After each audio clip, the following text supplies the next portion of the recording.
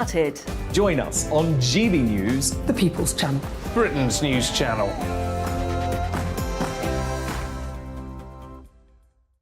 Hi there, it's Stephen and Anne. At breakfast from 6 a.m, you'll always be caught up with everything you need to know, the latest headlines, opinions and debates. We'll bring you the good news and the bad, but most of all, we're here for you. Remember, send in your views and let us know what you would like us to talk about. That's because we're your news channel. And every morning at 6 a.m, it's breakfast on GB News. My name's Tom Harwood and join me 9:30 a.m. every weekday for The Briefing, your one-stop shop for everything you need to know about what's going on in politics today. I wonder if this is a deal that might need to be like the biscuits in this factory, twice baked. Is there not an opportunity here to win out against the extremes? Tom Harwood, GB News. What are you going to do about it? Things should have been done differently, and they certainly are being done differently. Don't miss it. The Briefing with me, Tom Harwood, 9:30 Monday to Friday on GB News. Where would you like to go? Just take me to the studio, please, mate. You know where you're going. I've got a show to do. Friday Night Feast on GB News, 7 p.m. And it's like nothing you've ever seen before. We take a different angle on the week's biggest news stories. The viewers and listeners set me some absolutely mad challenges to do. We tried to rehome a rescue dog. And yes, there's some other wacky stuff in there as well. I feel like I could take on the world. Well, that's that. Friday Night Feast with me, Patrick Christie's, every Friday, 7 till 9 p.m. on GB News. Be there.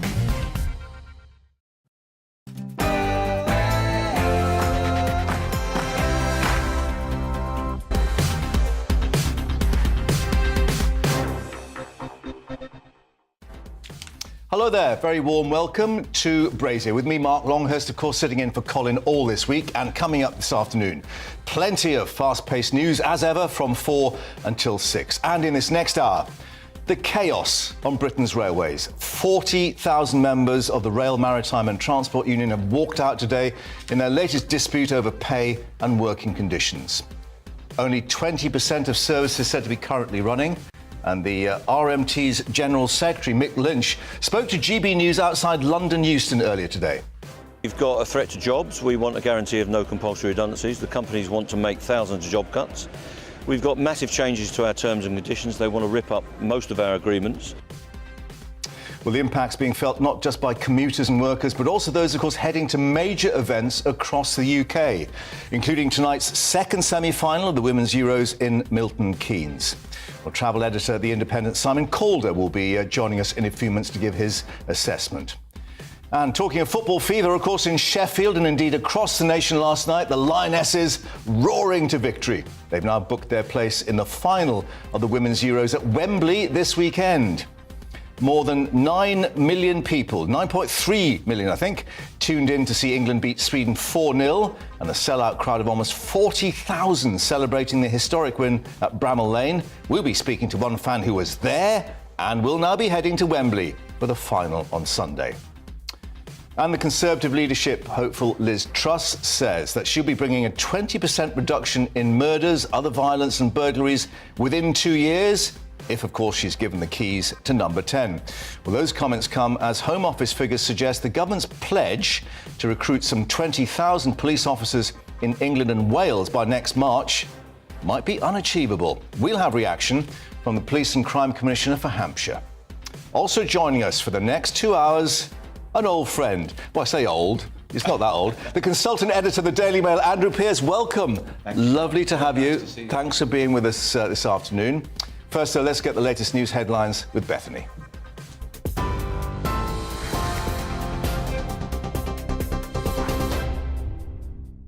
Thanks, Mark. Good afternoon. It's just after 4 o'clock. I am Bethany Elsey in the GB newsroom. Commuters are facing significant travel disruption across the country today as rail workers go on strike again. More than 40... It's a workers' fight. Solidarity! More than 40,000 members of the RMT Workers' Union and 14 train operators have walked out in a long-running dispute over jobs, pay and conditions. Picket lines have been formed outside stations across the country. Network Rail says only 20% of services are running and some places have no trains at all. People are being urged not to travel unless absolutely necessary. Well, RMT's General Secretary Mick Lynch told us the Transport Secretary could end the strike. He wants massive cuts. When he wanted the railway workers to keep working and put themselves in a place of danger, in effect, he wanted to talk to us. Now he's using COVID and the effects of COVID as a reason to cut back on the railway. He's cut £2 billion worth of funding from the National Rail, and he's cutting £2 billion from London Underground, in effect. Now that's causing massive disruption, and it's that funding cut that he's responsible for that is causing these disputes. If we can get back to a proper funding level and he allows the companies to negotiate properly, we will get a settlement to this dispute. But he's got the key. But Grant Shapps told us he can't believe the attitude of the unions. Every one of your viewers watching has paid £600 from their household to keep every railway worker in a job, not even on furlough, during the coronavirus. There are employers and there are unions. They're the only people who can settle these strikes. This is just a game they play in order to divert attention from the fact that they are the ones calling the strikes. Legal history will be made tomorrow when a Crown Court broadcasts the sentencing remarks in a criminal trial for the first time. The Old Bailey in central London is expected to become the first court in England and Wales to allow the live televised sentencing when the case of a convicted killer is heard. 25-year-old Ben Oliver pleaded guilty at an earlier hearing to the manslaughter of his grandfather, David Oliver, in South London. Only the judge will be filmed during sentencing, which is expected to be broadcast tomorrow morning. MPs are accusing Rishi Sunak of making a U-turn after he pledged to cut VAT on domestic energy bills if he becomes Prime Minister. Unveiling his new winter plan to tackle inflation and the cost of living crisis, the former Chancellor said he'll scrap the VAT if the price cap exceeds £3,000. Business Secretary Kwasi Kwarteng told us he welcomes Sunak's change of heart. The reason he's doing that is because he's under pressure. He knows that his tax-raising agenda isn't working. To me, it seems strange that anybody could aspire to the Tory leadership essentially advocating tax rises, but that's up to him. But I think he suddenly realised that he's on very dodgy ground there and is now flipping back to saying that VAT should be abolished or reduced on energy bills. That's the fairy tale, and I think he's come very late to that party. The Foreign Secretary is promising to publish police league tables if she wins the leadership race.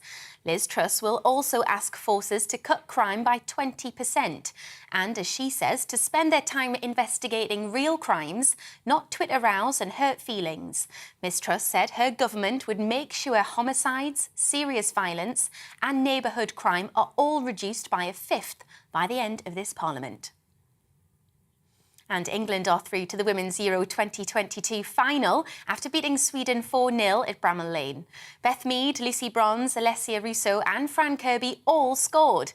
The Lionesses will now face either France or Germany in the final on Sunday at Wembley. Good luck to them. And the Met Office says this month has been the driest July for England since 1911. It comes as the Environment Agency is urging people to use water wisely as the country could face a drought in August if the hot weather and dry weather continues. A McDonald's cheeseburger is no longer 99p. The fast food giant has increased the price for the first time in more than 14 years, blaming inflation. It's now 20 pence more expensive, coming in at £1.19. In a statement, the McDonald's says a number of items on sale in its UK restaurants will also go up by 10 pence to 20 pence. It's the latest company to announce increasing prices after inflation hit a 40-year high. This is GB News. We'll bring you more news as it happens. Now, let's get back to Brazier.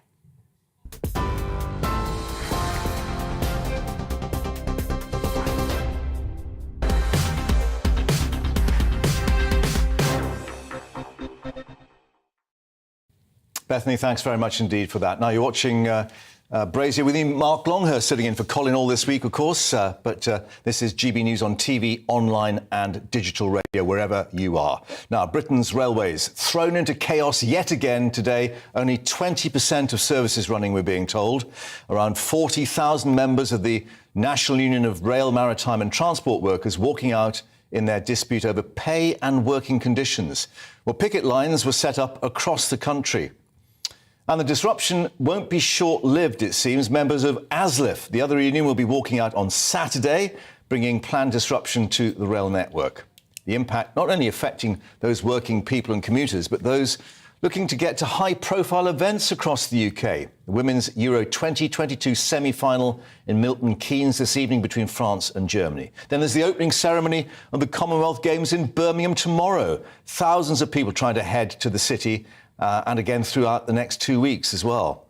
Well, Network Rail's lead negotiator, Tim Shoveler, said that the company had offered workers a 2-year, 8% increase pay deal with a guarantee of no compulsory redundancies. But the General Secretary of the RMT, Mick Lynch, well, he doesn't think it's enough. Well, we've got the same issues that are in the dispute. We've got a threat to jobs. We want a guarantee of no compulsory redundancies. The companies want to make thousands of job cuts. We've got massive changes to our terms and conditions. They want to rip up most of our agreements and dilute our terms and conditions and put us on worse agreements. They haven't given us a pay deal. We haven't had a pay rise for 2 or 3 years in most cases. And in the train operators, they want to dilute our pension arrangements and make us pay more and get less in retirement. So big issues.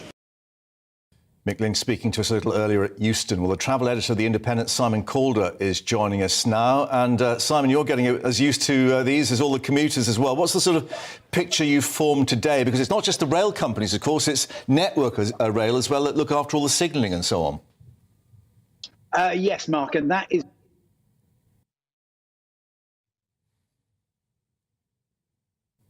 Well, we seem to have a problem with the line to you for the moment, Simon. Let's just try and see if we can get a better link. But let's reflect that Andrew's in the studio with us as well.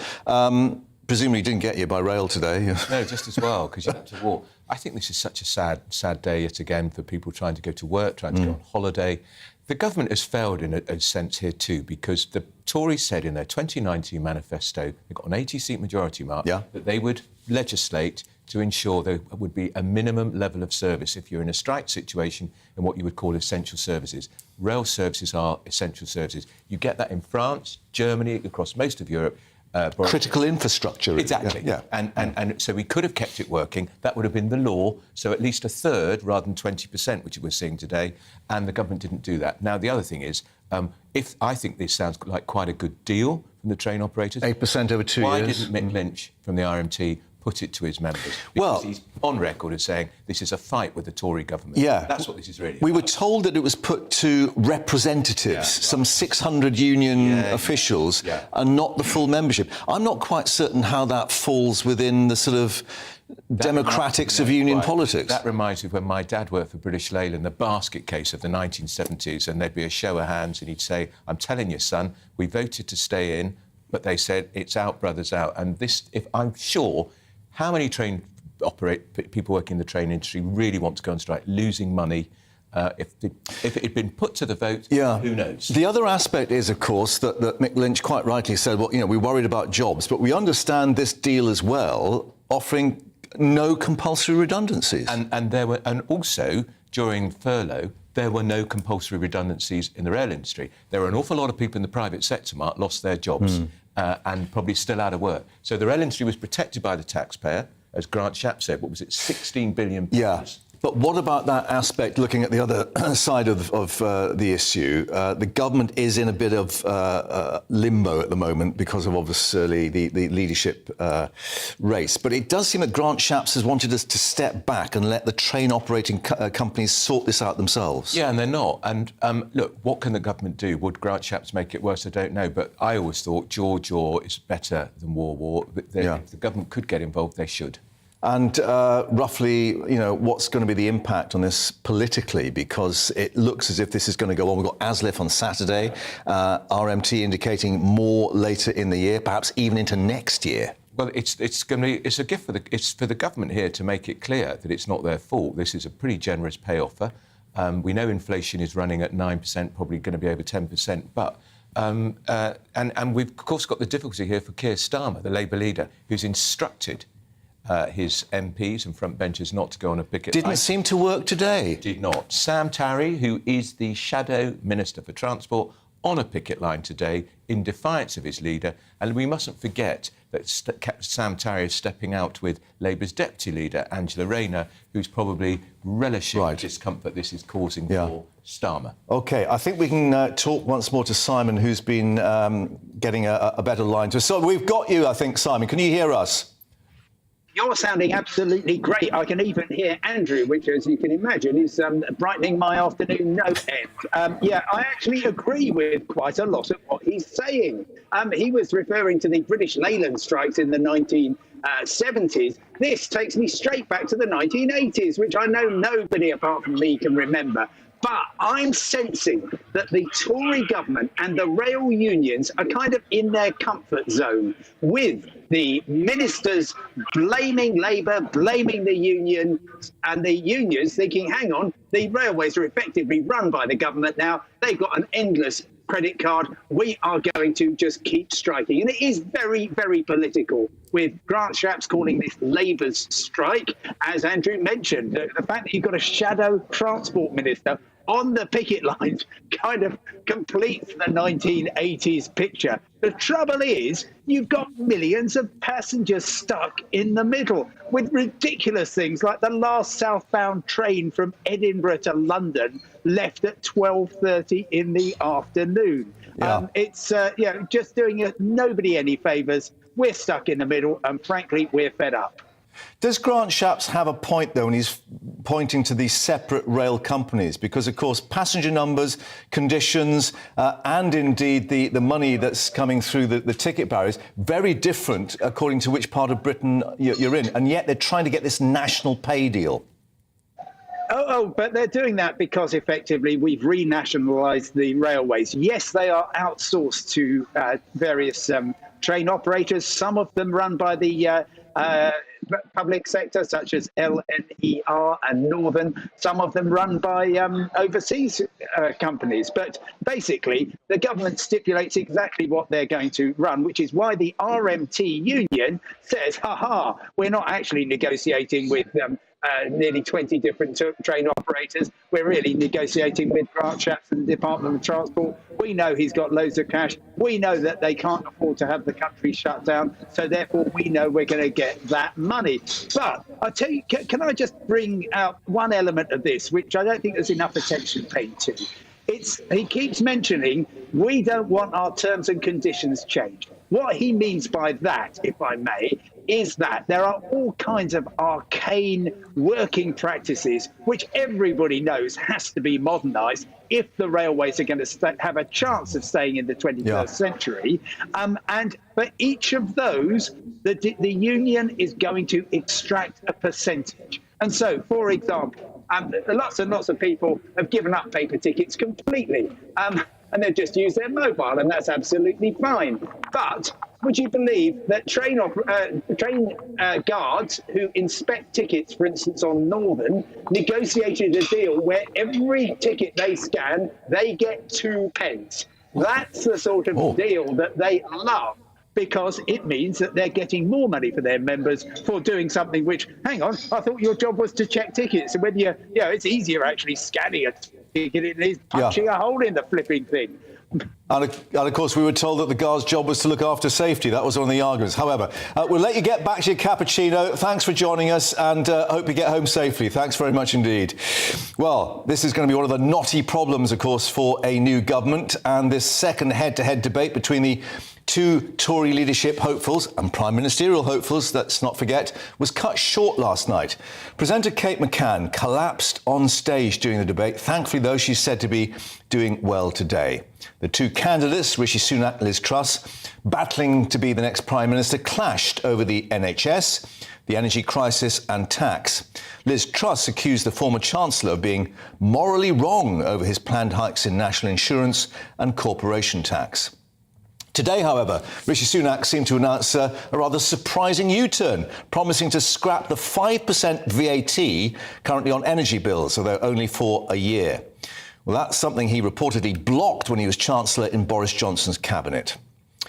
Well, Darwin Friend is a policy analyst at the Taxpayers Alliance and joins us now. Thanks very much indeed for taking the time to speak to us. A political necessity, maybe, for Rishi, given the truss tax attacks, or is a realisation that the energy price cap is going to be a little eye-watering in October?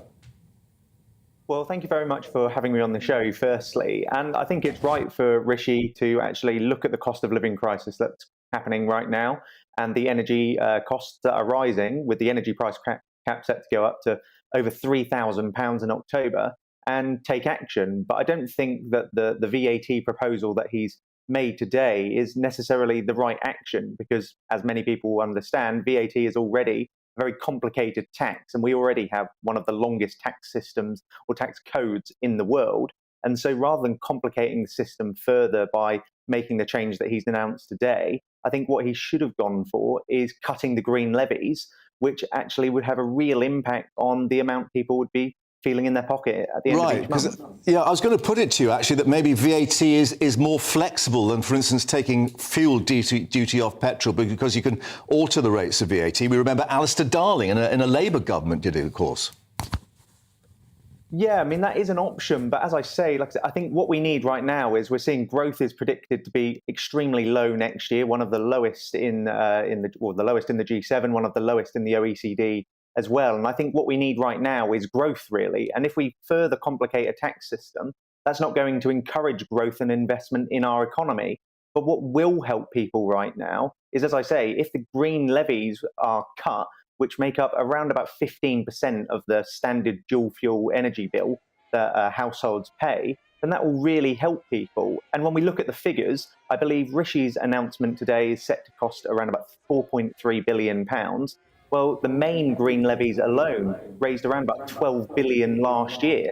If he were to cut those, there's a lot more money that could be saved for taxpayers at the end of the day. Yeah, although, of course, the party may then be attacked at a general election, particularly by Green Party members, which is perhaps a growing electorate for youngsters. But looking at the other big tickets, if you like, corporation tax and national insurance, he's probably unlikely to change his mind on that. Well, it does seem to be that he has committed to those policies, as he's mentioned in the debates and throughout his campaign. And what we would be saying at the Taxpayers Alliance, really, is that we do need to stimulate growth. We need to make sure that people are keeping more of their own money in their pockets, especially during this cost of living crisis and a 70-year high tax burden. And ultimately, the corporation tax rise, it is, some people say it's paid for by business, but ultimately it's not, because higher prices are passed on to taxpayers, who ultimately have to pay it themselves. And so rather than hiking the costs for businesses and taxpayers, I think let's give them more money right now so that then they can spend it how they know best. OK, well, just for balance, what about this point made against Liz Truss for her tax-cutting plans? Rishi Sunak saying that even her own economic advisor, Mr Minford, suggested that might mean interest rates of 7%. Yeah, well, I think it's firstly very important to say that the Taxpayers Alliance, we don't support any particular candidate or political party. We just support whatever's best for taxpayers. And what I would say about the tax cuts that have been announced by both candidates is there's plenty of fiscal headroom actually at the minute to make those tax cuts. I mean, there's 30 billion that the government acknowledges itself.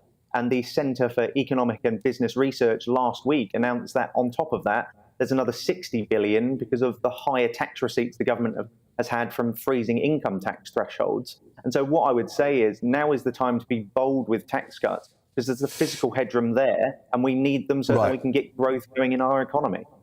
Darwin, thanks very much indeed for joining us here on Brazier, and we shall see, of course, what other U-turns may be performed.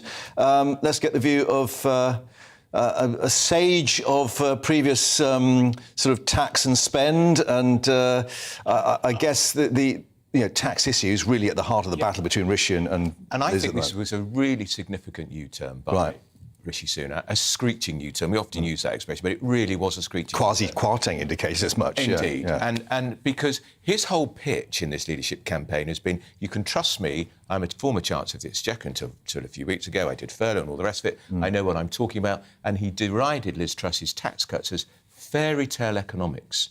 Now he's panicking, in my view. He's seen the polls. He's seen polls of Tory members. I think that probably her lead is growing. He saw the poll after the first leadership debate on Monday night, which was pretty much level pegging, 38-39. And he got quite a bad press for the way he behaved in that debate. Because maybe he came out rather more assertively or aggressively, some would say, as a result. And he was following the advice of that very wise man in the Times, Matthew Parris, a former colleague of mine, who said in his column on Saturday, go for it, Rishi, you've only got one chance, you've got to really go for it, really hit it hard. But the U-turn on tax is hugely significant, and I think it's a sign that they're panicking in Team Rishi because it's not going their way at all. Right. It's a gift for Liz Truss, because you say, well, how can we believe anything else he said about tax only last week when he's completely U-turned on a major policy in the last 24 hours? I mean, remember what Mrs Thatcher said? The lady's not... The lady's not returning. Yes. On that note, thank you for the moment. More to come, of course. And let's reflect on other issues now, with the hopes of the nation roaring on the Lionesses, if you pardon the phrase, last night in the semi-final of Euro 2022 in Sheffield. They thrashed, it says here, Sweden 4-0. Well, yes, they were pretty spectacular goals, I have to say, in front of that sellout crowd of almost 40,000 people at Bramall Lane. And away from the stadium, another 9.3 million tuning in to cheer on the team, another 2 million streaming the game online. Well, here's what fans watching in Trafalgar Square in London made of it all. England battered them, didn't they? Absolutely fantastic. Rolling on to the final. First time for years. Can't wait for it. And the atmosphere here has been absolutely amazing. Absolutely fantastic game. And so nice to see like a big moment for women's sport as well. That's the main thing. It was very exciting. Oh, what a game, what a match, what a place to be, what a life. Incredible. Well, the Lionesses now heading to Wembley, no less, for the biggest game of their career on Sunday. And they could be facing Germany once more if they defeat France tonight in Milton Keynes. Well, Helen Hardy is the founder of Manchester Laces, an inclusive women's football team in the city. And she was at the game in Sheffield last night and has tickets for Wembley on Sunday. Wow, how exciting. Thanks for joining us. It was quite some match, exciting enough on telly. What it was like actually being there? Oh, do you know what? I'm on game 14, 15 of the Euros now. I've been following it around obsessively. And I didn't think we could beat Brighton and the atmosphere last week at the Spain quarter-final. But my goodness, the Sheffield folk brought it last night and it was absolutely incredible. It was bouncing. Yeah, and especially, of course, reaction to moments like that Rousseau back-heel goal. I mean, I was just reflecting, why can't England's men's team play like that? You know, real belief, organisation and skill. Oh, do you know what it is? I think that these women have got to fight so much harder in a lot of ways to fight themselves to be on the pitch in the first place. I mean, a lot of them would have come from places where they weren't being paid to play football. Players like Lucy Bronze, she grew up in Alnwick, just north of where I come from in Newcastle. She used to travel over an hour and a half to Sunderland to play football at Sunderland Academy. Her past has brought her to this point. So her fight is a lot harder than I think a lot of boys have had to fight to get into the men's game. Do you know, that's an interesting point. So they've got maybe a bit more grit and resilience than some of the pampered Premiership players or Premier League players in the men's team. I think that the men work very, very hard. I mean, we're talking big numbers here. You're fighting against thousands and thousands of people to become a professional male athlete. They've got their own fights and they've got their own, their own hurdles to overcome. But for women in football, there are stigmas attached to it. Yes. There's a lot of grit and determination that it takes to be a professional female athlete in the game. And these women have got it in abundance. It's just, I'm so proud to be, part of this big piece in history. It's a huge moment for women's sport. It's a huge moment for England. And I genuinely believe we can go all the way. Well, on that note, of course, you're off to Wembley on Sunday. Do you hope it is Germany or France? I mean, Germany. You never like to face Germany, regardless of the team you're up against. It's like our bogey team. So for me, the last time I watched England-Germany, it was at Wembley. 72,000 people went to watch England women versus Germany women in 2019. And we were terrible, absolutely terrible. And we lost that game. It was only a friendly, but we lost that game. And I thought, I never want to watch England v Germany ever again. Never again. So I hope France, purely because Germany know how to do a Euros final. They've been there, done that, got the T-shirt. Okay, even though we've got a German manager, Serena Wiegand, of course, who may know some of the tricks they've got up their sleeve. Serena Wiegand obviously managed the Netherlands last year, and she's a Dutch legend, so she knows how to do this tournament. She knows how to go ahead and win European titles. So Serena Wiegand is one of the big reasons why I feel so confident going into the final. OK, well, good luck getting to Wembley. Enjoy the game and, of course, whatever the result is. Helen, thanks very much for your time here on GB News.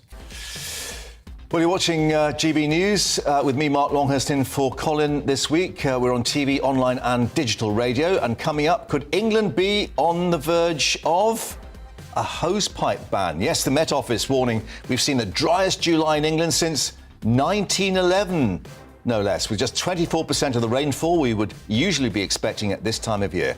We're joined by meteorologist Aidan McGibbon. Back in a moment.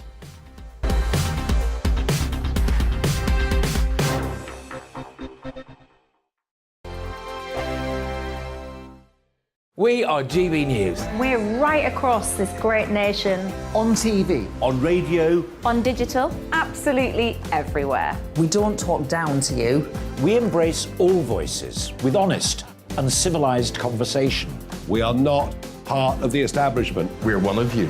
And we're only getting started. Join us on GB News, the People's Channel. Britain's news channel.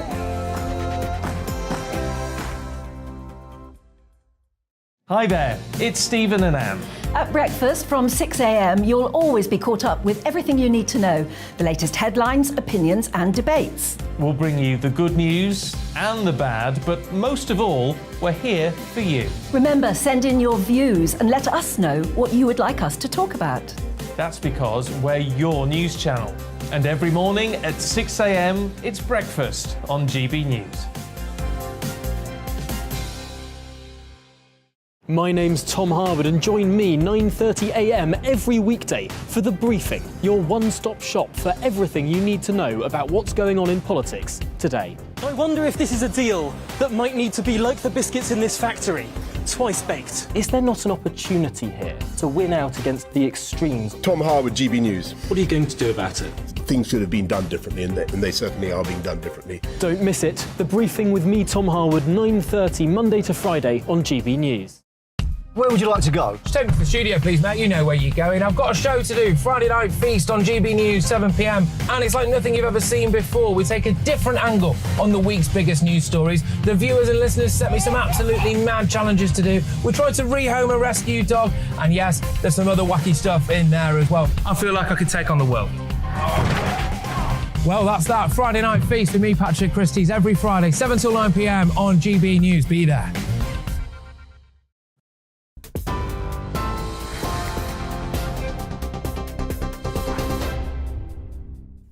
Good afternoon, it's 4:31. It's Bethany Elsey in the GB newsroom. Commuters are facing travel disruption across the country today as rail workers go on strike again. More than 40,000 members of the RMT union and 14 train operators have walked out in a long-running dispute over jobs, pay and conditions. Picket lines have been formed outside stations across the country. Network Rail says only 20% of services are running and some places have no trains at all. Legal history will be made tomorrow when a Crown Court broadcasts the sentencing remarks in a criminal trial for the first time. The Old Bailey in central London is expected to become the first court in England and Wales to allow the live televised sentencing when the case of a convicted killer is heard.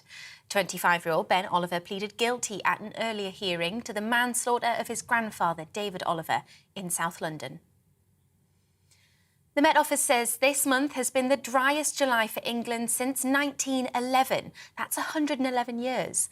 Only 24% of rain that would be expected for this month has fallen.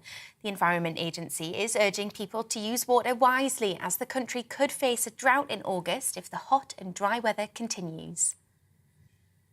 And England are through to the Women's Euro 2022 final after beating Sweden 4-0 at Bramall Lane.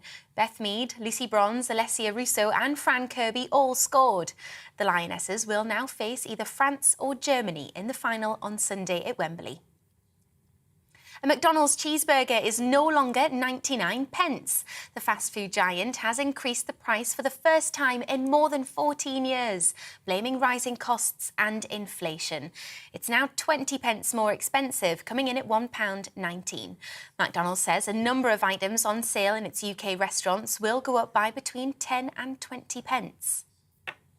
On TV, online and DAB plus radio, this is GB News. We'll get back to Brazier in just a moment.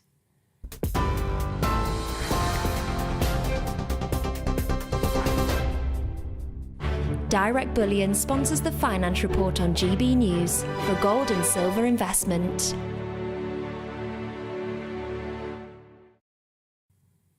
Here's today's markets as they stand. The pound is 1.204 to the dollar and 1.189 to the euro. And the price of gold currently stands at £1,426.81 per ounce. Direct Bullion sponsors the finance report on GB News for gold and silver investment.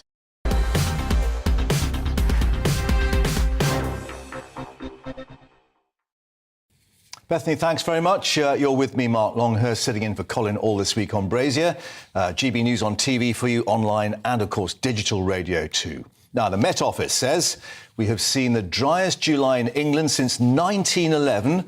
Just 24% of the rainfall we should be expecting at this time of year. Now, that statistics follows a warning from the government for people not to wash their hair every day and let their lawns go brown, as well as their hair maybe, in order to avoid a hosepipe ban this summer. Meteorologists say an official drought is likely to be announced soon in the driest areas of England. The Met Office forecasting little or no rain in the weeks ahead, particularly for the south and the east of the country. Now, the average household uses 349 litres of water each day, while the public's being asked to make cutbacks. Reflect on the fact that more than 3 billion litres of water leaks from the pipes owned by the water companies every day. That equates to 1,245 Olympic swimming pools and a lot of hose pipes. Well, the meteorologist and weather forecaster at the Met Office, Aidan McGibbon, joining us now. Aidan, thanks for your time. It is July, it is summer, but this does seem a little different. Shades of 1976, perhaps?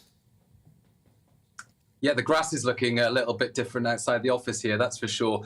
And as you mentioned, it's been a particularly dry July, not just for the whole of the UK. The whole of the UK has been dry this month, but for England in particular, and particularly towards the south and southeast of England. So for England, 24% of its average July rainfall so far. And we've got a few days to come, but it's unlikely to increase that much in the next few days. But droughts, or at least issues with water shortages, aren't just to do with a few weeks of lack of rain or a month or so. This has been a long dry run all the way back to November, and you mentioned 1976.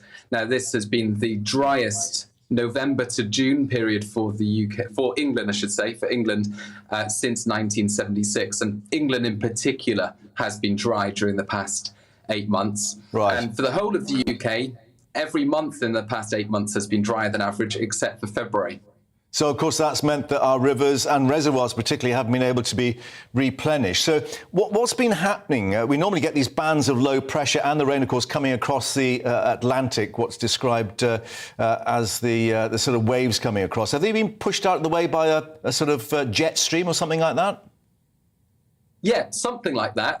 Normally, we'd get low pressure with weather fronts bringing solid bands of rain occasionally in from the Atlantic. But during spring and summer in particular so far, what we've seen is a weaker jet stream, so less able to develop those weather fronts. Now, the jet stream has still brought some areas of low pressure, but they've typically been weaker. They've typically brought rainfall more towards the northwest of the UK, leaving the south and southeast drier.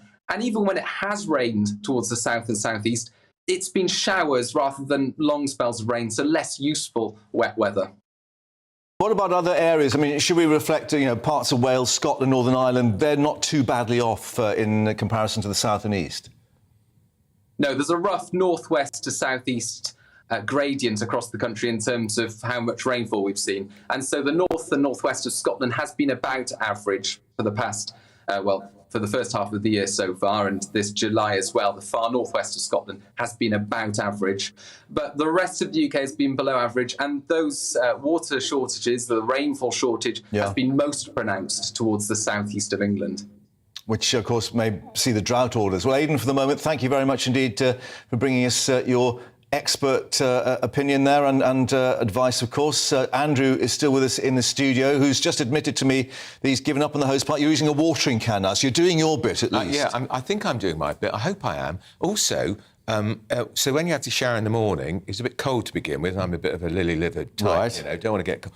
But put a bucket there or a bowl, collect that water, then you get warm, and any excess, and then you goes in the garden. Right. So I'm doing my bit. You may be going a bit too far, because we're also being told not to wash our hair now, or maybe not wash quite as often and just have one mug during a day. I mean, it is getting a bit silly, isn't it, when they start nannying us like that? Well, this country is nanny state. I mean, I don't remember it being a great national emergency in 1976. But well, funnily enough, you know, we were just talking about this because there was a certain, for those that weren't there, a certain chap called Dennis Howell, who was Minister for Sport. He was. And then Jim Callaghan made him Minister for Drought. He did. And what happened then? Within days, the heavens opened. He did a rain dance. He didn't want to, but he did a rain dance. He was very game with the reporters. And, there he is, by a standpipe. He was a Birmingham Labour MP, and he was famous forever. And, of course, when he died, his political obituary was all about Minister for Drought. Yeah, and then, of course, I think he had to become Minister for Floods because it rained so much and it all ran off the ground because it was so hard. So what the government need to do is appoint a Minister for Drought. The heavens will open. Right, and maybe get him to do a rain dance. Boris Johnson needs a job. Oh, there's a thought. I wonder how good he's at rain dances. He'd be a very good rain dancer. Andrew, thank you on that note. The mind boggles, as well as other things. You're watching Brazier with me, Mark Longer, sitting in for Colin this week on GB News, of course, on TV, online and digital radio. Still to come, giving our take on that hosepipe ban coming into effect, perhaps. And is it the water companies who should be taken to task, not us, the consumers? Remember, 3 billion litres of water lost through leaky pipes every day. We'll also be asking, would police force league tables really lead to lower crime rates? Liz Truss has said that her government, if she came to power, would publish police league tables to rank forces and how they perform against a national trend on a set of crimes. The thoughts of the Police and Crime Commissioner for Hampshire coming up. First, let's bring you up to date with the latest news headlines.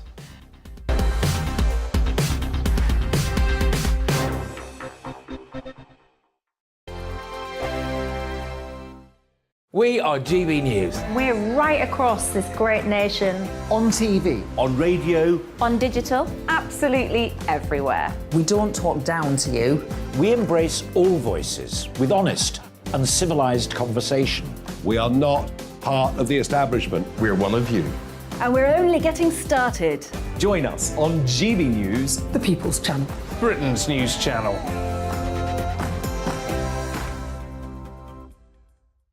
Hi there, it's Stephen and Anne. At breakfast from 6 a.m, you'll always be caught up with everything you need to know, the latest headlines, opinions and debates. We'll bring you the good news and the bad, but most of all, we're here for you. Remember, send in your views and let us know what you would like us to talk about. That's because we're your news channel. And every morning at 6 a.m, it's breakfast on GB News. My name's Tom Harwood, and join me 9:30 a.m. every weekday for The Briefing, your one-stop shop for everything you need to know about what's going on in politics today. I wonder if this is a deal that might need to be like the biscuits in this factory, twice baked. Is there not an opportunity here to win out against the extremes? Tom Harwood, GB News. What are you going to do about it? Things should have been done differently, and they certainly are being done differently. Don't miss it. The Briefing with me, Tom Harwood, 9:30 Monday to Friday on GB News. Where would you like to go? Just take me to the studio, please, mate. You know where you're going. I've got a show to do. Friday Night Feast on GB News, 7 p.m. And it's like nothing you've ever seen before. We take a different angle on the week's biggest news stories. The viewers and listeners set me some absolutely mad challenges to do. We tried to rehome a rescue dog. And yes, there's some other wacky stuff in there as well. I feel like I could take on the world. Well, that's that. Friday Night Feast with me, Patrick Christie's, every Friday, 7 till 9 p.m. on GB News. Be there.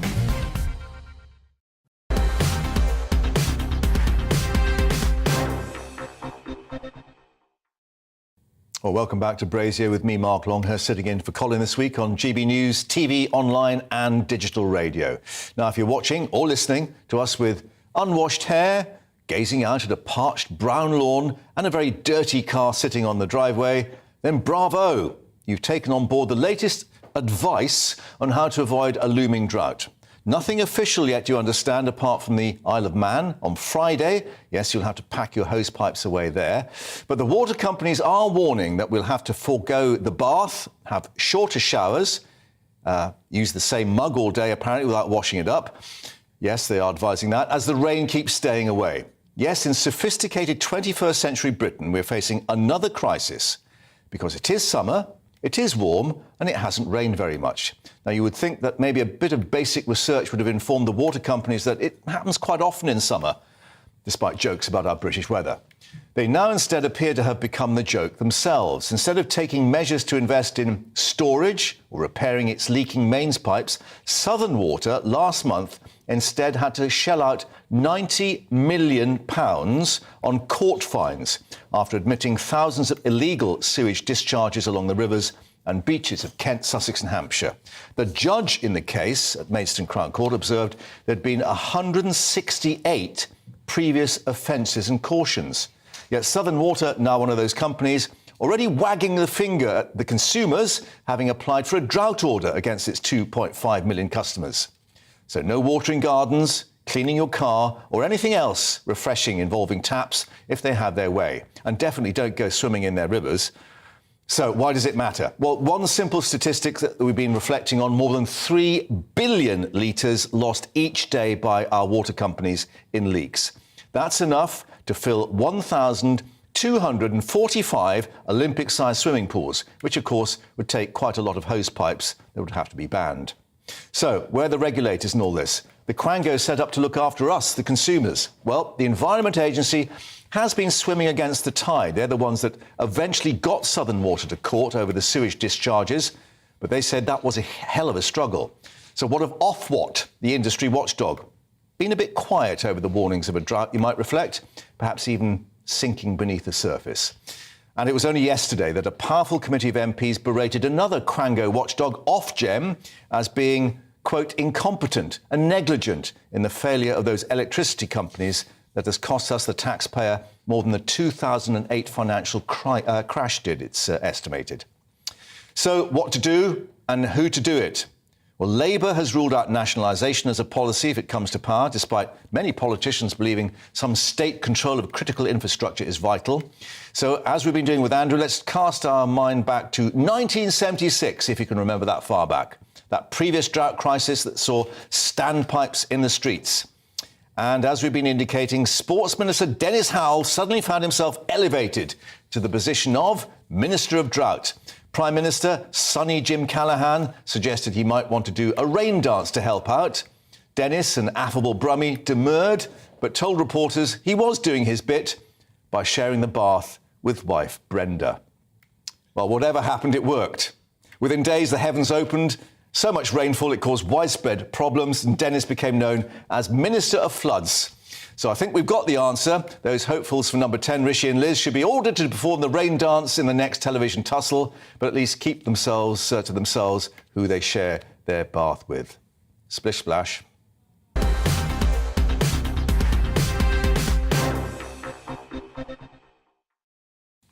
I think I missed a trick, actually, because Andrew was reflecting that maybe Boris ought to be doing the rain dance. I think it'd be brilliant. I've seen him dance to ABBA. It was not a pretty sight. Was that in the flat with Dominic Cummings listening to? No, it wasn't that one. Right, OK. But it was not a pretty sight. OK. He was a very energetic dancer, let me tell you. Right. As you'd imagine. Well, let's move elsewhere to politics. Tory leadership hopeful Liz Truss saying if she was Prime Minister, her government would publish police league tables to rank forces on how they perform against the national trend on a set of crimes. Chief constables who underperform would be questioned by ministers and asked to explain how they plan to improve. She's also pledged to tell forces to cut the rates of murder, violence, burglary and theft by 20% over the next 2 years. So would the force league tables actually lead to lower crime rates? We were joined by GB News Home Security Editor Mark White, Thank you indeed for joining us. And we'll be getting the views as well in a moment of a crime commissioner. But first, Mark, let's reflect on the fact that before she deals with that, there's something else in her inbox. They wanted 20,000 police officers. I think they've got a couple of hundred that have turned up as recruits, and that's it so far. Well, yes, I mean, a couple of hundred in the last 3 months have been added to the total. They're getting there. I mean, who's to say? They might get to 20,000 by their target of March next year. They're at 13,790 at the moment, but as I say, just 214 above what they were 3 months previously. And of course, the 3 months before that, they'd gone up by about 2,500 new recruits. So they were expecting thousands more for this past 3 months. So they're slowing down, and their model to get to 20,000 really requires them over the next 2 quarters, 3 quarters, to put on about 2,000 each month, each quarter, I should say. And it doesn't look like they're doing it at the moment. I mean, I guess for every chief constable, that's the get-out. Look, how do you expect us to improve when we can't get the recruits? And maybe it's the fact we're not paying them enough or we're not making the job attractive enough. Well, it's a concern for the government as well, because it is a key part of their strategy in trying to bring down crime, is to return policing numbers to the level they were at before those austerity cuts in 2010 started to take effect. So we're at 142,000 police officers in England and Wales at the moment. They want to, as I say, add another 6,000 to that total. Then Liz Truss feels that she would be empowered to say to chief constables that they need to try to reduce crime by about 20%, and its key crime areas, murder, violent crime, neighbourhood crime such as burglary and car theft. But it's a good headline from Liz Truss. Completely lacking in any kind of detail as to how that would happen. As ever, perhaps some would say. Let's reflect on a bit of breaking news. Legal history indeed today. Cameras back in court. Many TV companies have been lobbying, as we know, to get the cameras in. I think we remember it. We do remember it well. What are they going to be seeing, or what are we going to be seeing? Yeah, I mean, this is a very significant move, I have to say, with cameras finally in the criminal courts in England and Wales. The last time that there was any kind of photography in a criminal court in England and Wales was during the infamous trial of Dr. Crippen in 1910. Now, few of us will remember that particular in crime. sepia-tinted tones, But someone unauthorised took photographs inside the court of that murder trial as it was underway. It was splashed across all of the press the next day, and that moved Parliament to implement specific laws banning cameras in courts. Well, now, 112 years later, the cameras will be back in. The first trial, or the culmination of a trial tomorrow, of a chap called Ben Oliver, who is not accused, but pleaded guilty to stabbing his elderly, bedridden grandfather to death. A bit of a horrid case. But and the important point is the cameras won't be trained on him in the dock. It's the judge and the summing up that he'll be giving.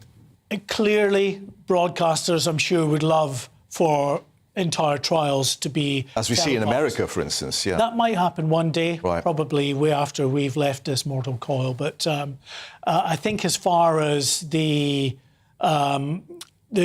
trial process is concerned, in the interim, all you will get is the judge's sentencing remarks. So the camera will be trained on him. But that's still, it's a significant move. They're pretty interesting. They can last, these sentencing remarks, up to a day. The judge summarises some of the key evidence before, of course, making plain what they think of the now convicted offender who are about to sentence, and then passing... I may well give context, of course, because quite often they're criticised for the remarks they make. Mark, for the moment, thank you for that, and we'll have more on that tomorrow, I think, with you as well. Let's get the thoughts now of Hampshire Police and Crime Commissioner.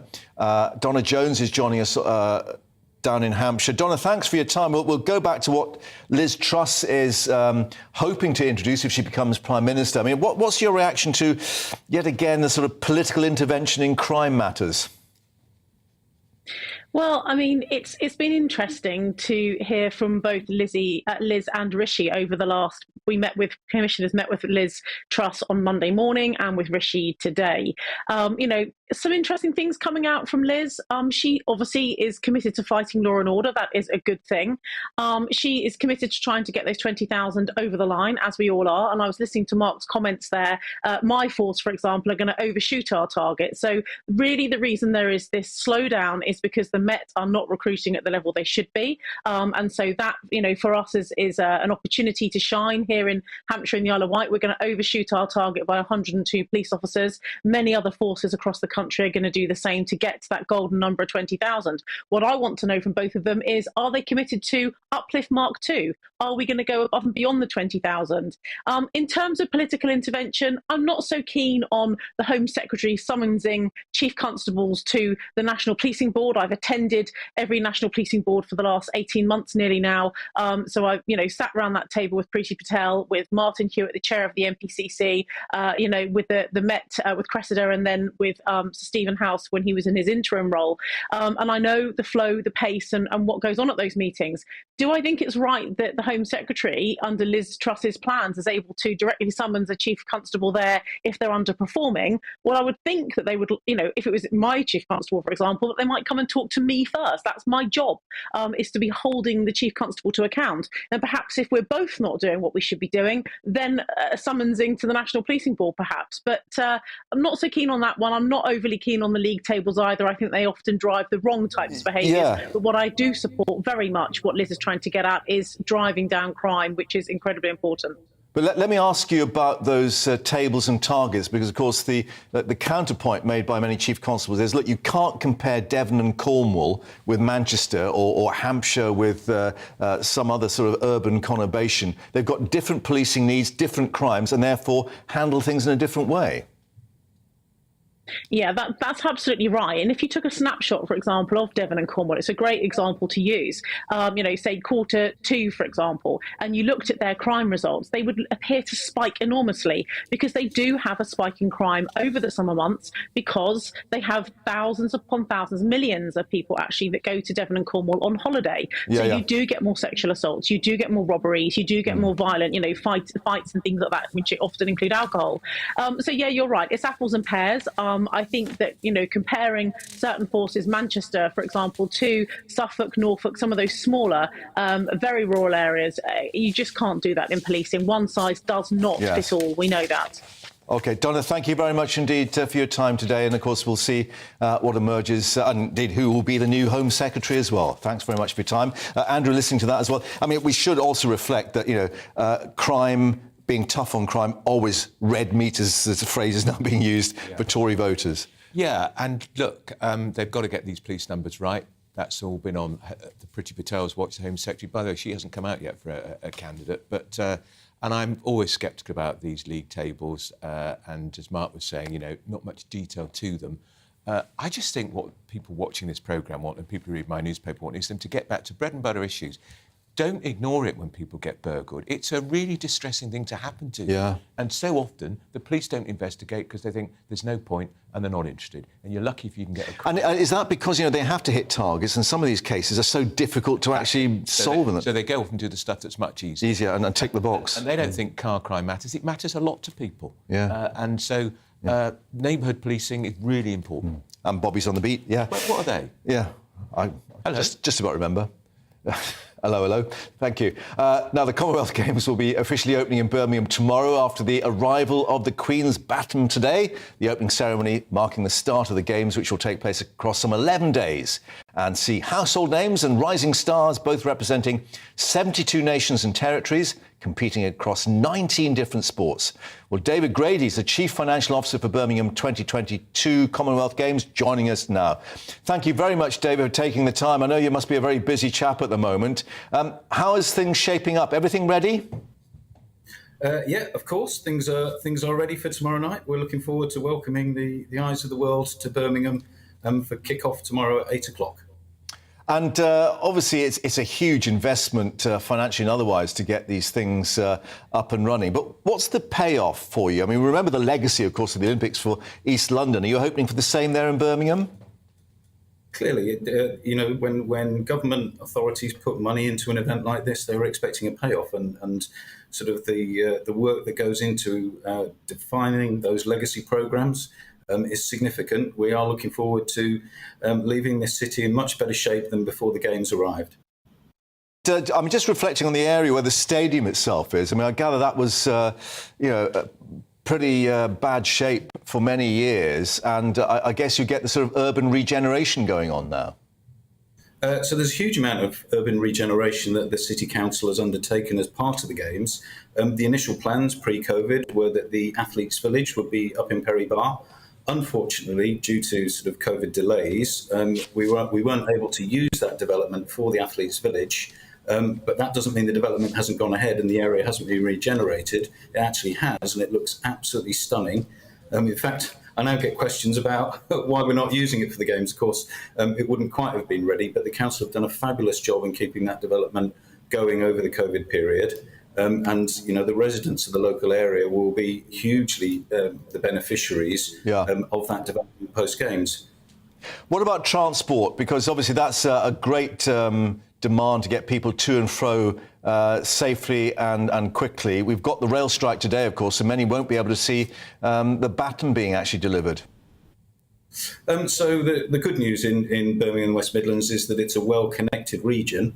It's got more transport links on offer than just rail, but clearly it's unfortunate and a regret that on one of our busiest days there is a rail strike. We don't really cover the transport angle specifically because that's with our friends at Transport for West Midlands, but the plans that they have in place are significant, and we've clearly known the risk of a rail strike during the Games and have taken all the necessary steps to minimise disruption to our ticket holders and our Games family.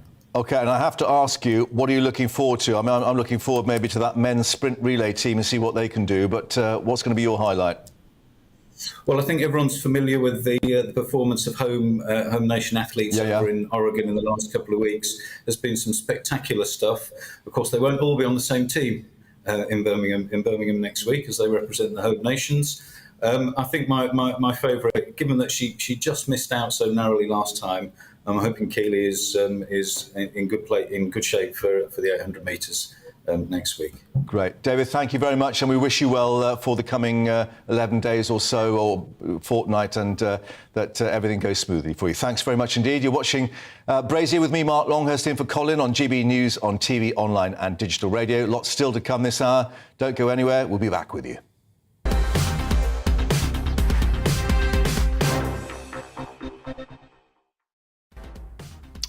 Well, welcome to Brazier with me, Mark Longhurst. We're standing in for Colin all this week. Coming up on Live at 5, don't travel by train unless absolutely essential. We've got the warning from Network Rail today as Britain's railway has descended into chaos once more. 40,000 members of the Rail, Maritime and Transport Union walking out today in that dispute over pay and working conditions. We're told only 20% of services currently running. The RMT's General Secretary Mick Lynch speaking to GB News outside London Euston earlier today. We've got a threat to jobs. We want a guarantee of no compulsory redundancies. The companies want to make thousands of job cuts. We've got massive changes to our terms and conditions. They want to rip up most of our agreements. That was Mick Lynch talking to us a little earlier. Let's get the latest now with our reporter Jeff Moody. Now, he's down at Bristol Temple Mead Station, and we've got the rush hour and the commuters battling to get home. We'll have the latest from there. Also, football glory for England's women. They've progressed to the final of Euro 2022 after their emphatic victory last night. Will it be Germany next? And more than 9 million people turned in to see the Lionesses beat Sweden 4-0 in the semi, a sellout crowd celebrating the historic win at Bramall Lane in Sheffield.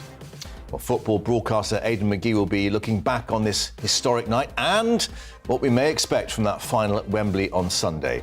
And legal history made tomorrow, a Crown Court broadcasting the sentencing remarks in a criminal trial for the first time in the UK.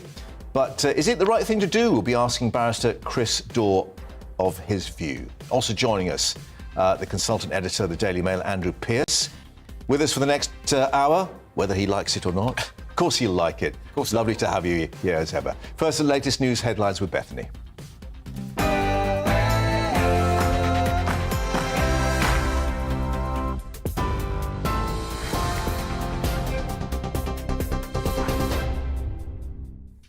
Thanks, Mark. Good afternoon. It's 2 minutes past 5. I'm Bethany Elsey from the GB Newsroom.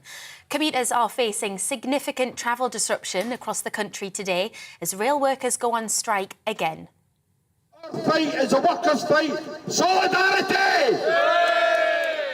More than 40,000 members of the RMT Workers' Union and 14 train operators have walked out in a long-running dispute over jobs, pay and conditions. Picket lines have been formed outside stations across the country. Network Rail says only 20% of services are running and some places have no trains at all. RMT General Secretary Mick Lynch told us the Transport Secretary could end the strike. He wants massive cuts. When he wanted the railway workers to keep working and put themselves in a place of danger, in effect, he wanted to talk to us. Now he's using COVID and the effects of COVID as a reason to cut back on the railway. He's cut £2 billion worth of funding from the National Rail and he's cutting £2 billion from London Underground, in effect. Now that's causing massive disruption and it's that funding cut that he's responsible for that is causing these disputes. If we can get back to a proper funding level and he allows the companies to negotiate properly, we will get a settlement to this dispute. But he's got the key. Well, train drivers at 9 rail companies with ASLEF Union have also announced strike action on the 13th of August over pay. Earlier, Grant Shapps told us he can't believe the attitude of the unions. Every one of your viewers watching has paid £600 from their household to keep every railway worker in a job, not even on furlough, during the coronavirus. There are employers and there are unions. They're the only people who can settle these strikes. This is just a game they play in order to divert attention from the fact that they are the ones calling the strikes. In other news, legal history will be made tomorrow when a Crown Court broadcasts the sentencing remarks in a criminal trial for the first time. The Old Bailey in central London is expected to become the first court in England and Wales to allow the live televised sentencing when the case of a convicted killer is heard. 25-year-old Ben Oliver pleaded guilty at an earlier hearing to the manslaughter of his grandfather, David Oliver, in South London. Only the judge will be filmed during sentencing, which is expected to be broadcast tomorrow morning. MPs are accusing Rishi Sunak of making a U-turn after he pledged to cut VAT on domestic energy bills if he becomes Prime Minister. Unveiling his new winter plan to tackle inflation and the cost of living crisis, the former Chancellor said he'll scrap the VAT if the price cap exceeds £3,000. Well, Business Secretary Kwasi Kwarteng told us he welcomes Sunak's change of heart. The reason he's doing that is because he's under pressure. He knows that his tax-raising agenda isn't working. To me, it seems strange that anybody could aspire to the Tory leadership, essentially advocating tax rises, but that's up to him. But I think he suddenly realised that he's on very dodgy ground there and is now flipping back to saying that VAT should be abolished or reduced on energy bills. That's the fairy tale, and I think he's come very late to that party. The Foreign Secretary is promising to publish police league tables if she wins the leadership race. Liz Truss will also ask forces to cut crime by 20% and, as she says, to spend their time investigating real crimes, not Twitter rows and hurt feelings. Ms Truss said her government would make sure homicides, serious violence and neighbourhood crime are all reduced by a fifth by the end of this Parliament. The Met Office says this month has been the driest July for England since 1911. It comes as the Environment Agency is urging people to use water wisely, as the country could face a drought in August if the hot and dry weather continues. And McDonald's cheeseburgers are no longer 99p. The fast food giant has increased the price for the first time in more than 14 years, blaming inflation. It's now 20 pence more expensive, coming in at £1.19. In a statement, the McDonald's says a number of items on sale in its UK restaurants will also go up by between 10 and 20 pence. It's the latest company to announce increasing prices after inflation hit a 40-year high. This is GB News. We'll bring you more news as it happens. Now, let's get back to Mark.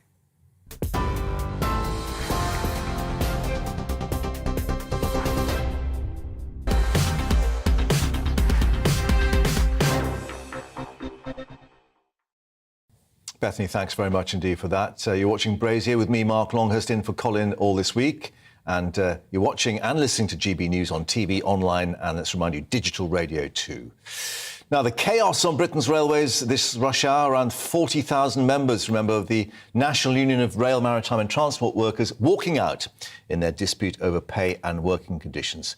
And then ASLEF, the train drivers' union, announcing that its members will be going on strike on Saturday, 13th of August.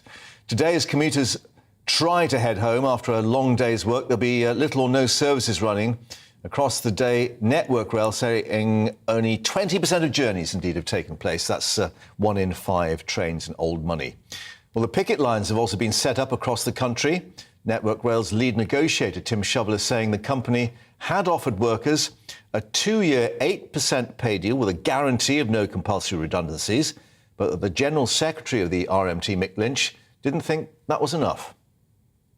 Well, we've got the same issues that are in the dispute. We've got a threat to jobs. We want a guarantee of no compulsory redundancies. The companies want to make thousands of job cuts. We've got massive changes to our terms and conditions. They want to rip up most of our agreements and dilute our terms and conditions and put us on worse agreements. They haven't given us a pay deal. We haven't had a pay rise for 2 or 3 years in most cases. And in the train operators, they want to dilute our pension arrangements and make us pay more and get less in retirement. So big issues.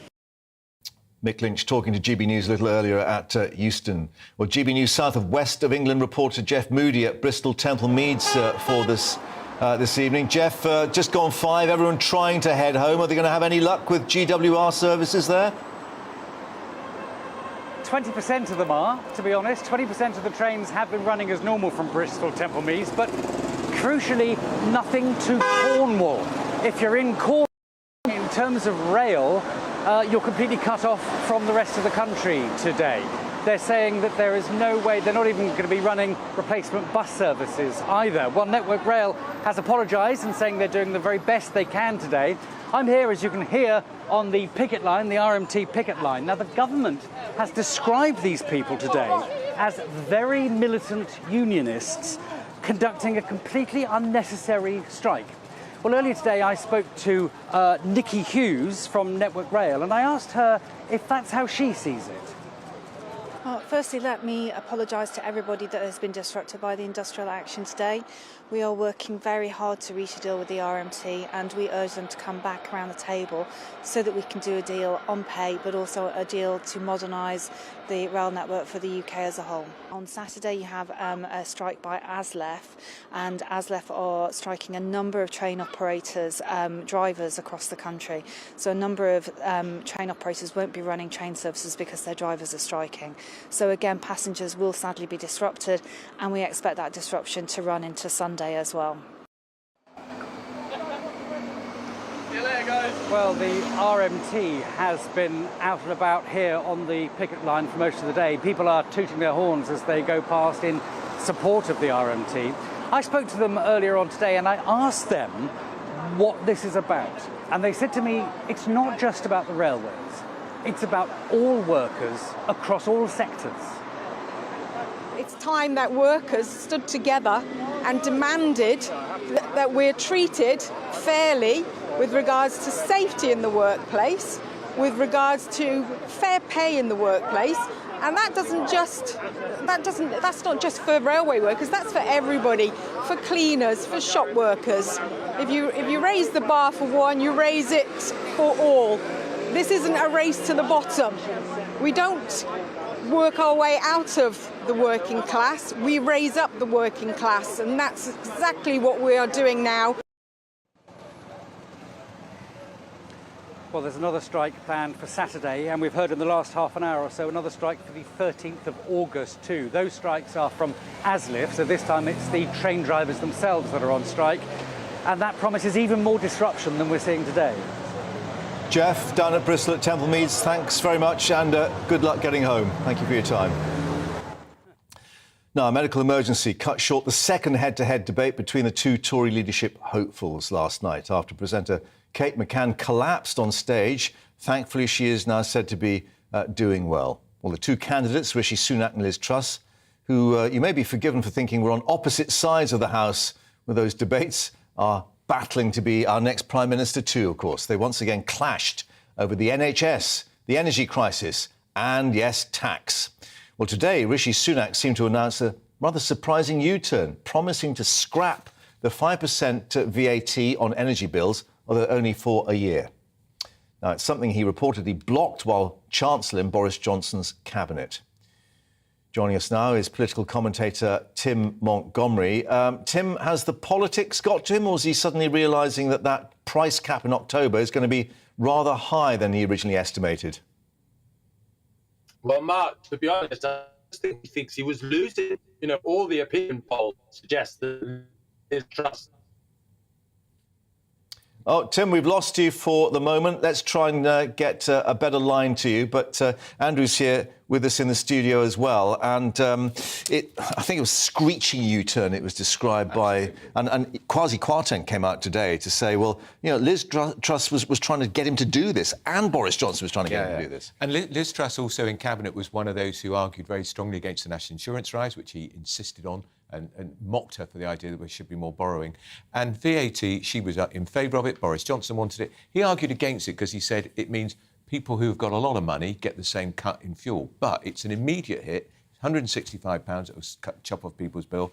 I think market shows his campaign is in serious, serious trouble because he'll be doing a lot of private polling. I think he's probably the gap with Conservative members is growing in Liz Truss's favour. I don't think that TV debate did him any favours at all on Monday. Because he came out too aggressively? And he was talking over her and call me old-fashioned. It's not very chivalrous to talk over it, particularly to appear to be bullying a woman. I just thought it was very badly pitched by him, and I think if the debate had did the full hour last night, it would have been a more gentle affair. But he wished a happy birthday, at least. Yeah, quite. But his whole pitch was, he's the Chancellor, former Chancellor, he's measured, he's responsible, she's the one, he accused of fairy tale economics. Yeah, this is the baggage he's got, though. Yeah. If we're in such a bad state, well, weren't you the person to blame for that? Absolutely, because he's put us there. He's given us the biggest tax burden for 70 years. Yeah. And I think this shows, because we know most Tory activists will vote very quickly, Mark. They'll get their ballot forms in the next few days and they'll vote immediately. And they'll vote on what they've seen and they've heard. And this is a very bad week, I think, for Rishi, because I don't think the debate went well. And the U-turn just makes his campaign look, what? I mean, it's the cornerstone of his campaign was moderation on tax. I'm not cutting taxes. That's what it's been from beginning to end, and now he's changed it. Yeah. One quick issue, though. I mean, VAT actually is quite a useful tax to tinker with, is perhaps not the right word, but we remember that, you know, there was a Labour Chancellor who actually cut VAT, Alistair Darling, to actually try and stimulate the economy and get things going. Yeah, and also the great advantage for a party that's backed Brexit, he's a Brexiteer, remember, Rishi Sunak. She voted Remain, but she's now convinced by Brexit, is we can cut the VAT off fuel, which we couldn't if we were still in the European Union. Good, interesting point. Yeah, interesting point. As ever, thank you for your expert opinion. More to come on that. And lots of you have been coming in with your opinions and thoughts too on the rail strike. Perhaps many of you at home today when you're expecting to be at work. Our RMT members, of course, causing some chaos on our rail system today. Dan, first of all, the rail workers should be ashamed of themselves going on strike after being given so much state aid to get them through the pandemic. Malcolm, meanwhile, not content with messing up people's lives, the railway unions have the arrogance to claim that they're doing it on behalf of the rest of us. Pamela, the rail unions have always been militant and think they are special. They need to start living in the 21st century. Demanding no redundancies is unreasonable. And perhaps we ought to reflect that the word from the other side was that there was an offer on the table that guaranteed no compulsory redundancies. Anyway, good luck getting home, wherever you are. Now, the hopes of the nation were roaring on the Lionesses last night in the semi-final of Euro 22 in Sheffield. They thrashed, there's no other word for it, Sweden 4-0 with some pretty spectacular goals in front of a sellout crowd at Bramall Lane. But away from the stadium, another 9.3 million tuning in to cheer on the team and another 2 million streaming the game online. Well, here's what the fans watching in Trafalgar Square in London made of it all. England battered them, didn't they? Absolutely fantastic. Rolling on to the final. First time for years. Can't wait for it. And the atmosphere here has been absolutely amazing. Absolutely fantastic game. And so nice to see like a big moment for women's sport as well. That's the main thing. It was very exciting. Oh, what a game, what a match, what a place to be, what a life. Incredible. Some happy faces there. Well, the Lionesses now heading to Wembley for the biggest game of their career on Sunday, and they could be facing Germany once more if they defeat France tonight in Milton Keynes. Well, joining us is sports broadcaster and journalist Aidan McGee. Aidan, thanks for your time. First of all, to last night, I mean, it was a great game. They showed real character getting back in and then scoring these spectacular goals. Good to see you, Mark. Yeah, it was an excellent performance. I mean, I said on GB News several times during the week that Sweden would be the acid test for this England side. I wasn't sure how they perform against a real calibre team. Yes, you can say Spain are ranked 7th in the world, but Sweden have had the pedigree in these tournaments in terms of getting to the latter stages, even if they're not taking the final step of actually winning one. Yes, it was a bit of a worry in the first 7 or 8 minutes. There were 1.5 chances carved by Sweden, but after that, England just suffocated them all over the pitch, and they made the second-ranked side in the world look distinctly average. And that's why I think now that's finally convinced me that England will go on and win this tournament. Not at a canter, possibly, but they're going to be a very, very stubborn opponent for either Germany or France on Sunday. And in front of a home crowd, I think they're going to do it. But in terms of reflecting on last night, it's a huge moment for the English game as well, for women's football in general, because you're making stars out of these people. You will see them now. The problem in the past, and I covered women's football years ago, the problem in the past were that the players were unrecognisable. I think there's a half a chance now that you might see 4 or 5 of them walking down the street in any city in the country, and they might get recognised by a general member of the public. Yeah, and just thinking of that Rousseau goal with the back heel, I was thinking, why can't England men's team attempt this or even pull it off? It was a great bit of skill, wasn't it? Well, it was, but then I would also, I'm a cynic when it comes to football. I always look at cause and effect. Yes, it was a great bit of skill, a great bit of improvisation, but it was horrendous goalkeeping by the former goalkeeper. No wonder she's been moved on. And then the 4th goal as well, I mean, you saw her kind of parry it up in the air, and it looped over her. She's clearly a bit past her best. But as I say, Sweden were always a problem for England. 26 meetings, just 3 wins for England. England have always been a major women's football nation. It's not like they were ever minnows and that we're talking about games from 20 years ago which didn't really matter. England were always strong, and yet they just could not get past Sweden, and they got through it last night with flying colours, as you mentioned. OK, what about tonight? Milton Keynes, who's your money on? I think for pedigree reasons, I'm going to go for Germany. They've still got survivors in their team from the side that won the tournament in 2017. When I talk about pedigree, and by the way, they're not the favourites this evening, Germany, but when you talk about pedigree, they won 6 tournaments in a row prior to the last one. So they held the title for 20 years. If you bring it back even further to 1989, they won 8 out of 9 tournaments, Norway winning the one in the middle. So they've had this tournament sewn up for so many times. There's also the England-Germany thing, Germany at Wembley. They've had success there in the past. They are also a bit of a nemesis for England because one of those sensational wins back in 2009 came against England in the final, and England weren't able to recover from that. So having said that, one of their strikers, Buell is her first surname, B-U-H-L, she's out with COVID tonight. That may affect France, but they've not conceded a goal all tournament, Germany. France have struggled to score. I'm going to take Germany to win this evening. OK, Aidan, thank you for that. And, of course, we'll see what happens Sunday night. Exciting stuff in prospect.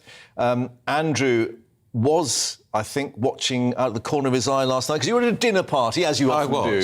I was. And you were a bit surprised when they said, it's 3-0. Everyone thinking, obviously, Sweden 3. Yeah, I said England. to who, which was not very patriotic.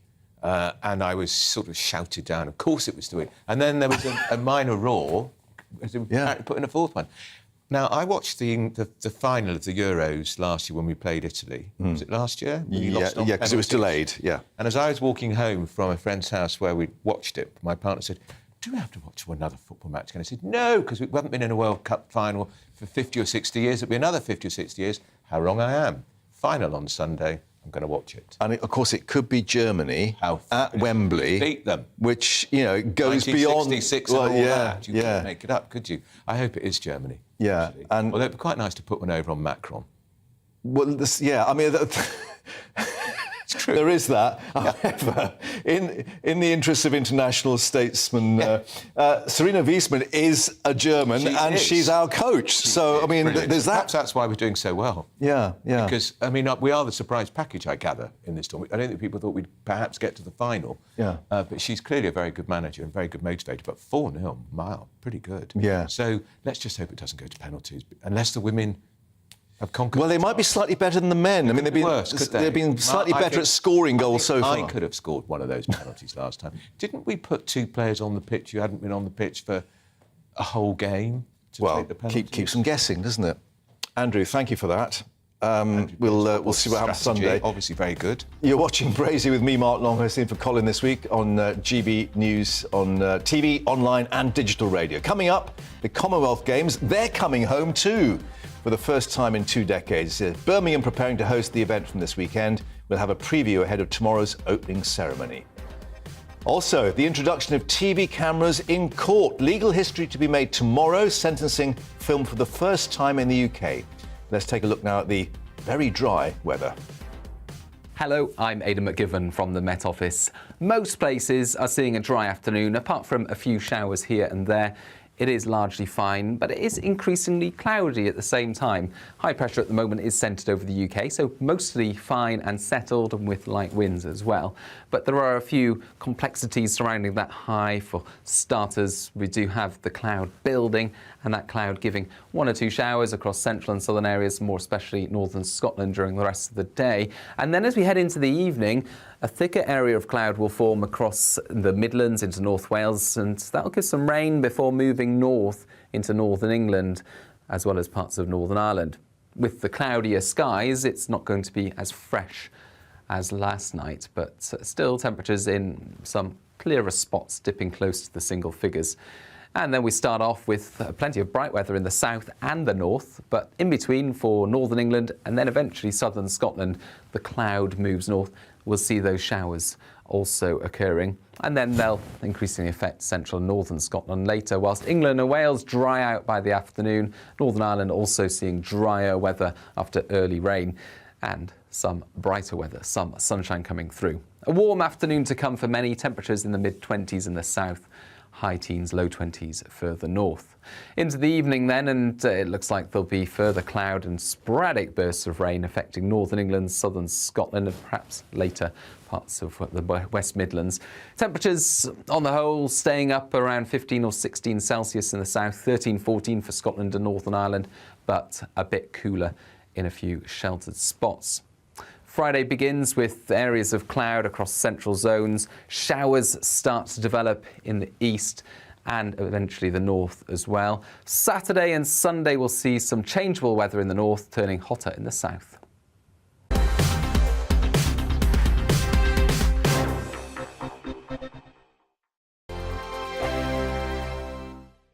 We are GB News. We're right across this great nation. On TV. On radio. On digital. Absolutely everywhere. We don't talk down to you. We embrace all voices with honest and civilised conversation. We are not part of the establishment. We're one of you. And we're only getting started. Join us on GB News, the People's Channel. Britain's news channel.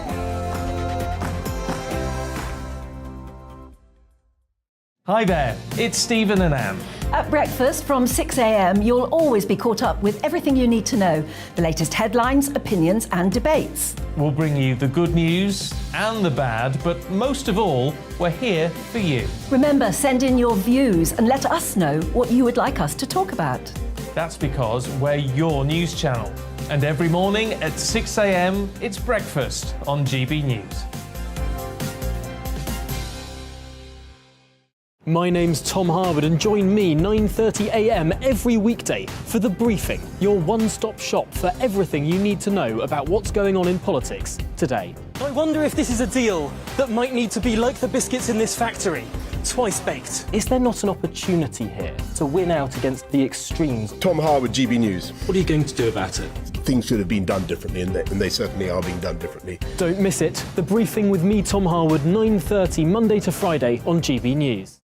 Where would you like to go? Just take me to the studio, please, Matt. You know where you're going. I've got a show to do. Friday Night Feast on GB News, 7 p.m. And it's like nothing you've ever seen before. We take a different angle on the week's biggest news stories. The viewers and listeners set me some absolutely mad challenges to do. We tried to rehome a rescue dog. And yes, there's some other wacky stuff in there as well. I feel like I could take on the world. Well, that's that. Friday Night Feast with me, Patrick Christie's, every Friday, 7 till 9 p.m. on GB News. Be there.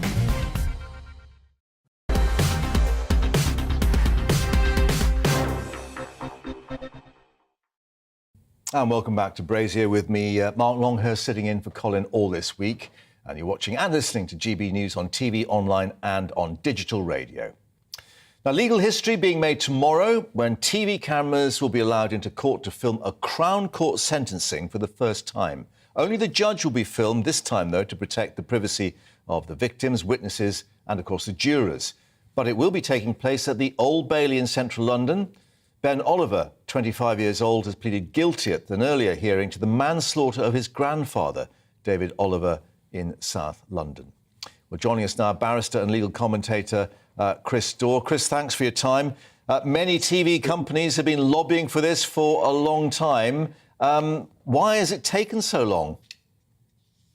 I honestly don't know, because I think most of us who work in the criminal justice system support this move. I've been a criminal barrister for almost 30 years, and one of the common features that I find in cases that I'm involved in, which are very high profile and which get a lot of media coverage, is that the reporting is completely inaccurate. And so what goes on in court is not reflected in what's reported in the press and on television. So I think it's really, really important that finally the public will get to see for themselves how sentences are passed, why the judges make the decisions they do. And I think it will help people to understand that, you know, judges are not soft. They don't let people off lightly. They take very difficult decisions based on a complex range of factors, and you can only really understand that for yourself if you can see it happening. And I'm absolutely sure that the public will much more appreciate and understand the difficult jobs that judges do in these cases by watching the process themselves. Right, because, yes, as you've indicated, I mean, many papers pick up on judges' comments and say how out of touch and outrageous, whatever. This will give the context as to why what is said is said. Well, I hope it will, in the sense that I hope they don't just pick little clips and edit it in such a way that perhaps it's misleading. I doubt that will be allowed, frankly, because if it does happen that way, then I'm sure the experiment will be brought to an end.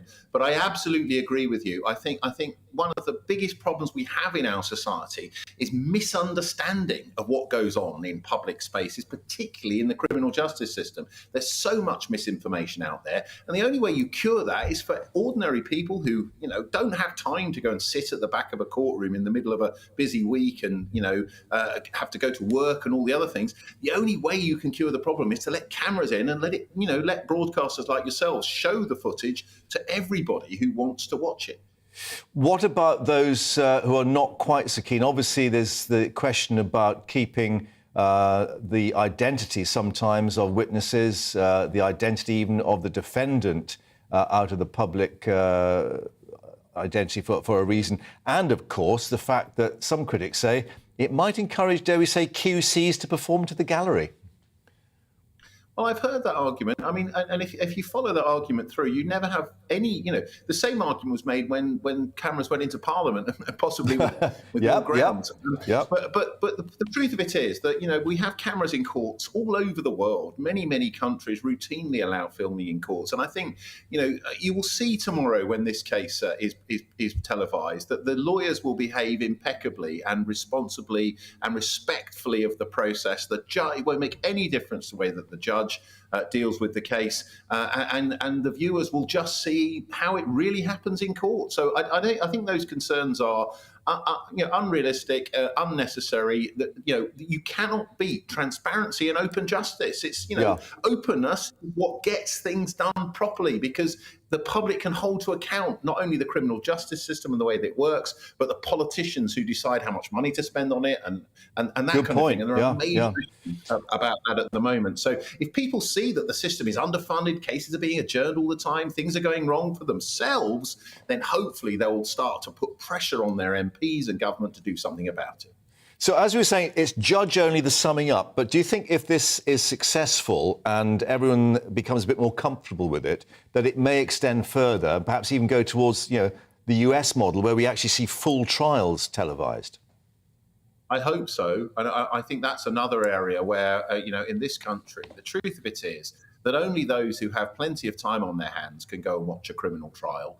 I mean, as a young person, that's the reason I became a barrister, was because I was fortunate as a 16-year-old A-level student to have the time in the summer holidays to go and watch what goes on in the Crown Courts. Most people don't have the time, but you're equally entitled to know what's going on if you don't have time to go and sit in a courtroom Monday to Friday. Why should only those people who have the time to go and watch in person be allowed to see how justice is done. Right. My opinion is straightforward. It's all done in your name as taxpayers and members of the public. You're entitled to see it, and you're entitled to see it on your phone or on television or anywhere else, not just in the courtroom where it's taking place in real life. Chris, thank you very much indeed for your judgment on that. Much appreciated. Let's get the view of Andrew, who's with us in the studio, because don't know about you, but I've sat in quite a few courts as a cub reporter trying to get the shorthand down. Yeah. And perhaps we should, raise the flag for many reporters who do cover court cases fully and reflects what's said. And, the public doesn't always realise that. Yeah, like you, good shorthand, covered cases which go on for weeks, and you see murder cases, burglaries and all sorts. And it's a very important part of the system. But sadly, these days, newspapers don't have the resources they used to have because we don't buy news, report and development. Now, I think Chris Store's being naive if he thinks some barristers won't play to the cameras, because they will. But a good judge will say, oi, stop playing to the cameras, because I can remember when the cameras came into Parliament and some of the performances by some of the MPs, they were ridiculous. But they got over it very quickly, and it becomes very normal. And at the very beginning, Chris, but Mark, all you could see was the person speaking at the dispatch. Yes. Go all around see the reaction. No. Now you can, and that's what will happen in this court. It'll be a success. You still use the shorthand? I do. The new era. Me too. The old-fashioned way. 110 I got to. I passed 110, and then when I was a parliamentary reporter in the Times, I got up to 140. Cool, blimey. Yeah. Special short forms. Yeah. Sorry, digress. Coming up, a new poll has found that nearly half of Tory voters do not want Boris Johnson to resign.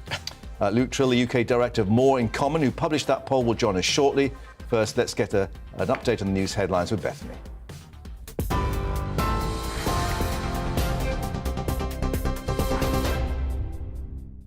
Thanks, Mark. Good evening. It's 5:33. I'm Bethany Elsey, here to get you up to date from the GB newsroom.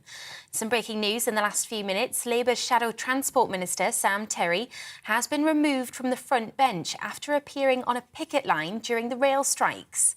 Well, those rail strikes have caused chaos for commuters across the country. It's the second or third strike that's happened this year. More than 40,000 members of the RMT union and 14 train operators have walked out in a long-running dispute over jobs, pay and conditions. Train drivers at 9 rail companies with ASLEF union have also announced strike action on the 13th of August over pay. Legal history will be made tomorrow when a Crown Court broadcasts the sentencing remarks in a criminal trial for the first time. The Old Bailey in central London is expected to become the first court in England and Wales to allow the live televised sentencing when the case of a convicted killer is heard. Only the judge will be filmed during sentencing, which is expected to be broadcast tomorrow morning. The Met Office says this month has been the driest July for England since 1911. It comes as the Environment Agency is urging people to use water wisely, as the country could face a drought in August if the hot and dry weather conditions continue. A McDonald's cheeseburger is no longer 99p. The fast food giant has increased the price for the first time in more than 14 years, blaming inflation. It's now 20 pence more expensive, coming in at £1.19. McDonald's says a number of items on sale in its UK restaurants will also go up by between 10 and 20 pence. On TV, online and DAB Plus radio, this is GB News. We'll get back to Brazier in just a moment.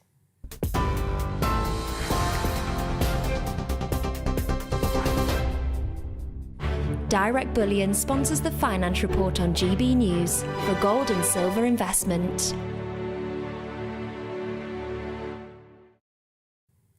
Here's a quick snapshot of today's markets. The pound is 1.203 to the dollar and 1.19 to the euro. The price of gold currently stands at £1,428.54 per ounce. Direct Bullion sponsors the Finance Report on GB News, investments that matter. We are GB News. We're right across this great nation. On TV. On radio. On digital. Absolutely everywhere. We don't talk down to you. We embrace all voices with honest and civilised conversation. We are not part of the establishment. We're one of you. And we're only getting started. Join us on GB News, the People's Channel. Britain's news channel.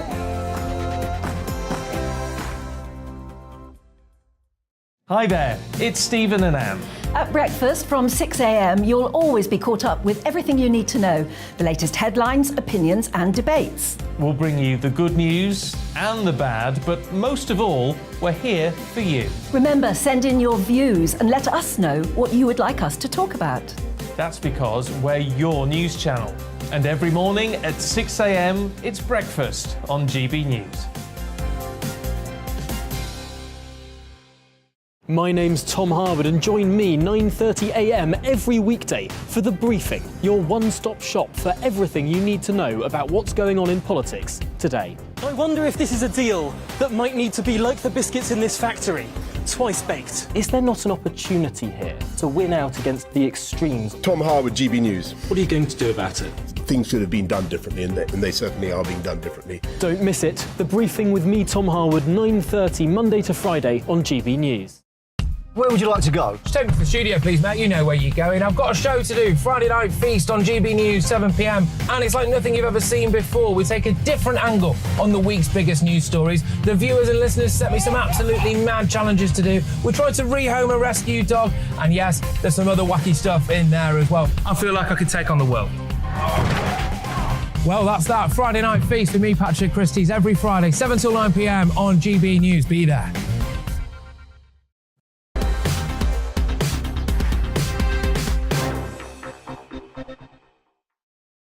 Welcome back to Brazier with me, Mark Longhurst. Let's bring you some reaction now to that news that we heard of the Shadow Transport Minister and Labour MP Sam Tarry being removed from the front bench, close quotes, after appearing on the picket line during today's rail strikes. We've seen supporting job is not to be striking rail workers in direct contravention of an order from Sir Keir Starmer not to do so, and giving his reasons as to why he was actually supporting the strike there. Well, a Labour Party spokesman saying the Labour Party will always stand up for working people, fighting for better pay terms and conditions at work. Let's get the thoughts of Andrew Pearce, who's with us here in the studio of the Daily Mail. We were reflecting earlier that you were rather surprised that he was allowed to do this. Yeah, I mean, the job, the Shadow Transport Minister, for heaven's sake. Look, the last time there was a strike, 5 or 6 front benchers went on picket lines, and Starmer ducked the challenge to sack them. I think he had to today, because that really was a direct challenge to his authority. It also throws Angela Rayner nicely into the pitch, because she's in a relationship with Tarry. She's the deputy leader of the Labour Party. I wonder what her view is. A lot of people will be thinking she's a very ambitious deputy leader. All deputy leaders of political parties are ambitious, not just on the Labour side, that this could all be quite useful for her. So Starmer will, on the one hand, get plaudits from some of his MPs for standing up to him, but there'll be a lot who will be very cross because they think they should be allowed to go on picket lines because that's the role of the Labour Party on the side of the workers. And is this still the remnants of the far left? Or he is a Corbynite. Yes, yeah. He's on the Corbyn wing of the party. He's actually involved in a very messy deselection battle in his Ilford constituency. Right. But he is on the Corbyn wing of the party, and that's still very sizable, particularly amongst the party membership beyond Parliament. OK. Thousands, tens of thousands of them are very Corbynite, and they won't like this. And perhaps those Tory candidates might be reflecting this as a rather useful distraction at the moment. Absolutely. So the next debate, the hustings, they'll be able to talk about it. And they're going to keep saying, this is Labour's strike. Yeah. Andrew, thank you. More to come from you, of course, but let's reflect on that political news that the latest poll has found that nearly half of Tory voters do not want Boris Johnson to resign. It's a study of 2,500 people. Now, they found 70% thought Johnson should have quit as Tory leader, 21% of them thinking he should have stayed. But here we are, 45% of Conservative voters in the same survey thinking he should not have resigned. The same percentage saying, well, maybe he should have gone. Bit confusing maybe, but Luke Trill, who's the UK director of More in Common, the organisation which commissioned the survey, will tell us more. Luke, I think perhaps it shows why the Tory party itself is in such distractions about this. Yeah, absolutely. And since the resignation of Boris Johnson, we've been doing focus groups and polling right across the country. Firstly, obviously, to find out what people think about the candidates to replace him and how they performed in the debates, but also asking them what they think about Boris's legacy. And what you talked about there from the polling shows that it's actually quite split. So, lots of the public as a whole thought that Boris was right to resign, over 70%. But when you look at Tory voters, they're split almost 50-50 between those saying he should resign and those saying he shouldn't have resigned. And I think that's because when you talk to people in focus groups about this, they've got a really mixed picture. On the sort of policy side, they've got a lot of positive things to say. So, that vaccine rollout comes up almost every time you talk to voters in a focus group. Getting Brexit done is something that he's credited with. Actually, his leadership on climate change is brought up a lot. And in those crucial red wall seats, people talk about the levelling up agenda. So policy-wise, lots of positives.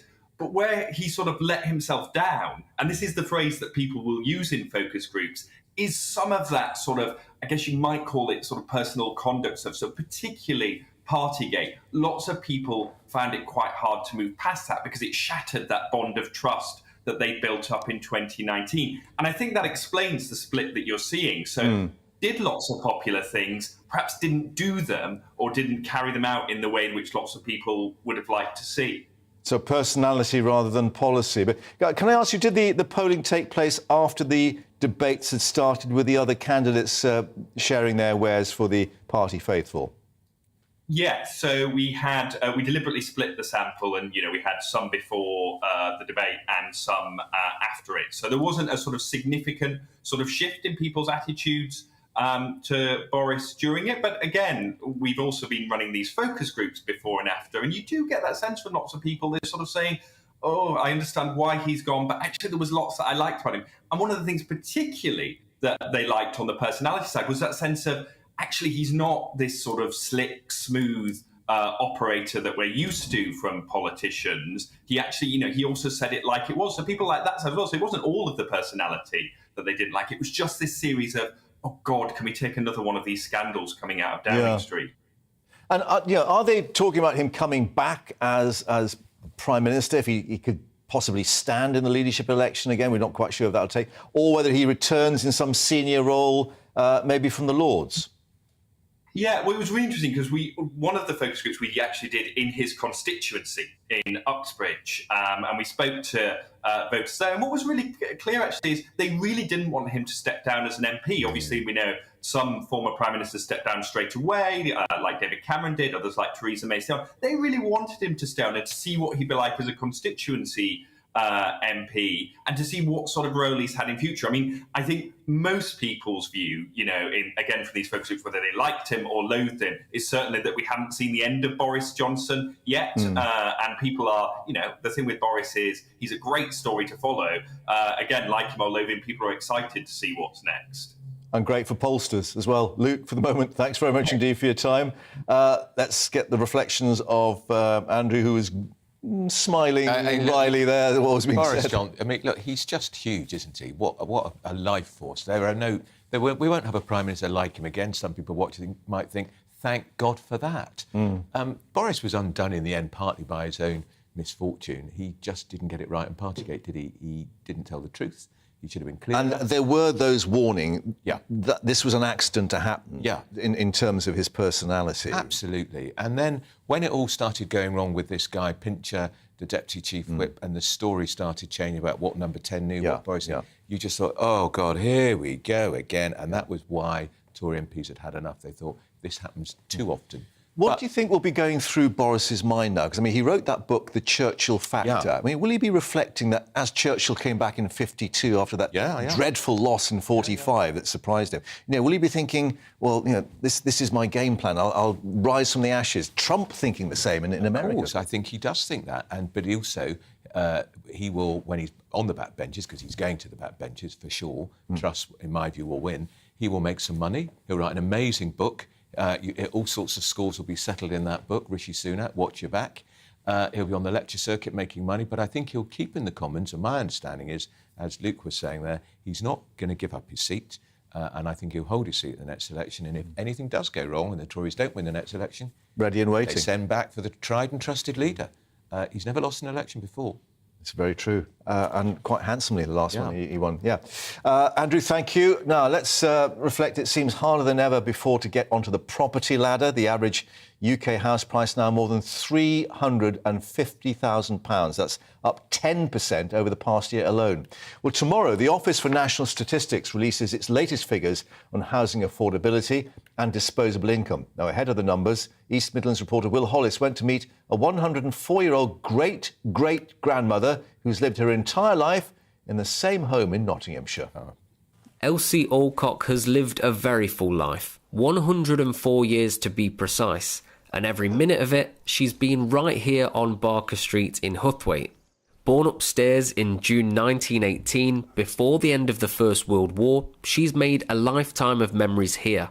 Oh, that's me up backyard with my first 2 grandchildren. Living with her son Raymond, who's 75, Elsie knows every inch of the home, so much so that she can walk around in the dark. He always says when I'm going upstairs, put a light on, Mother.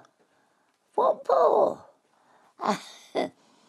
It's funny, but I can't every step I go up. Elsie's coal miner dad first rented the Nottinghamshire home for 7 shillings and 6pence, and when he died, Elsie and her husband Bill decided to buy it. The cost was £250, money they didn't have, but the local council helped the couple with the cash. Elsie still has the book she used to pay off the 10-year loan. CWA Alcock and E Alcock. Monthly payment was £2.16 and a penny. In today's money, Elsie paid about £5,000 for the house, but if she sold it now, the 2-bed terraced house would fetch around £80,000. Housing is one of Britain's biggest challenges. The government needs to build 300,000 new homes a year, but is falling short. Prices are soaring. Low stock is one of the reasons for the rise. This week, the Office for National Statistics is releasing its figures for housing affordability, analysing prices and income. Near to where Elsie lives, the District Council is trying to replenish its social housing stock. But Councillor Tom Hollis says the Right to Buy scheme, which means tenants can eventually buy their council homes, makes the task challenging. All this estate was built by the council. Now we have less than 40%. And 22,000 houses across Ashfield has now become less than 7,000 directly owned by the council. Yet we've still got just the same demand. We want to give those people good places to rent. But when somebody can buy the house, you lose that stock forever. In June, Boris Johnson promised to extend the Right to Buy scheme. His resignation and a new Prime Minister may alter those plans. Back on Barker Street, Elsie's home becomes worth more every day, but the memories she's made here are priceless. Will Hollis for GB News in the East Midlands.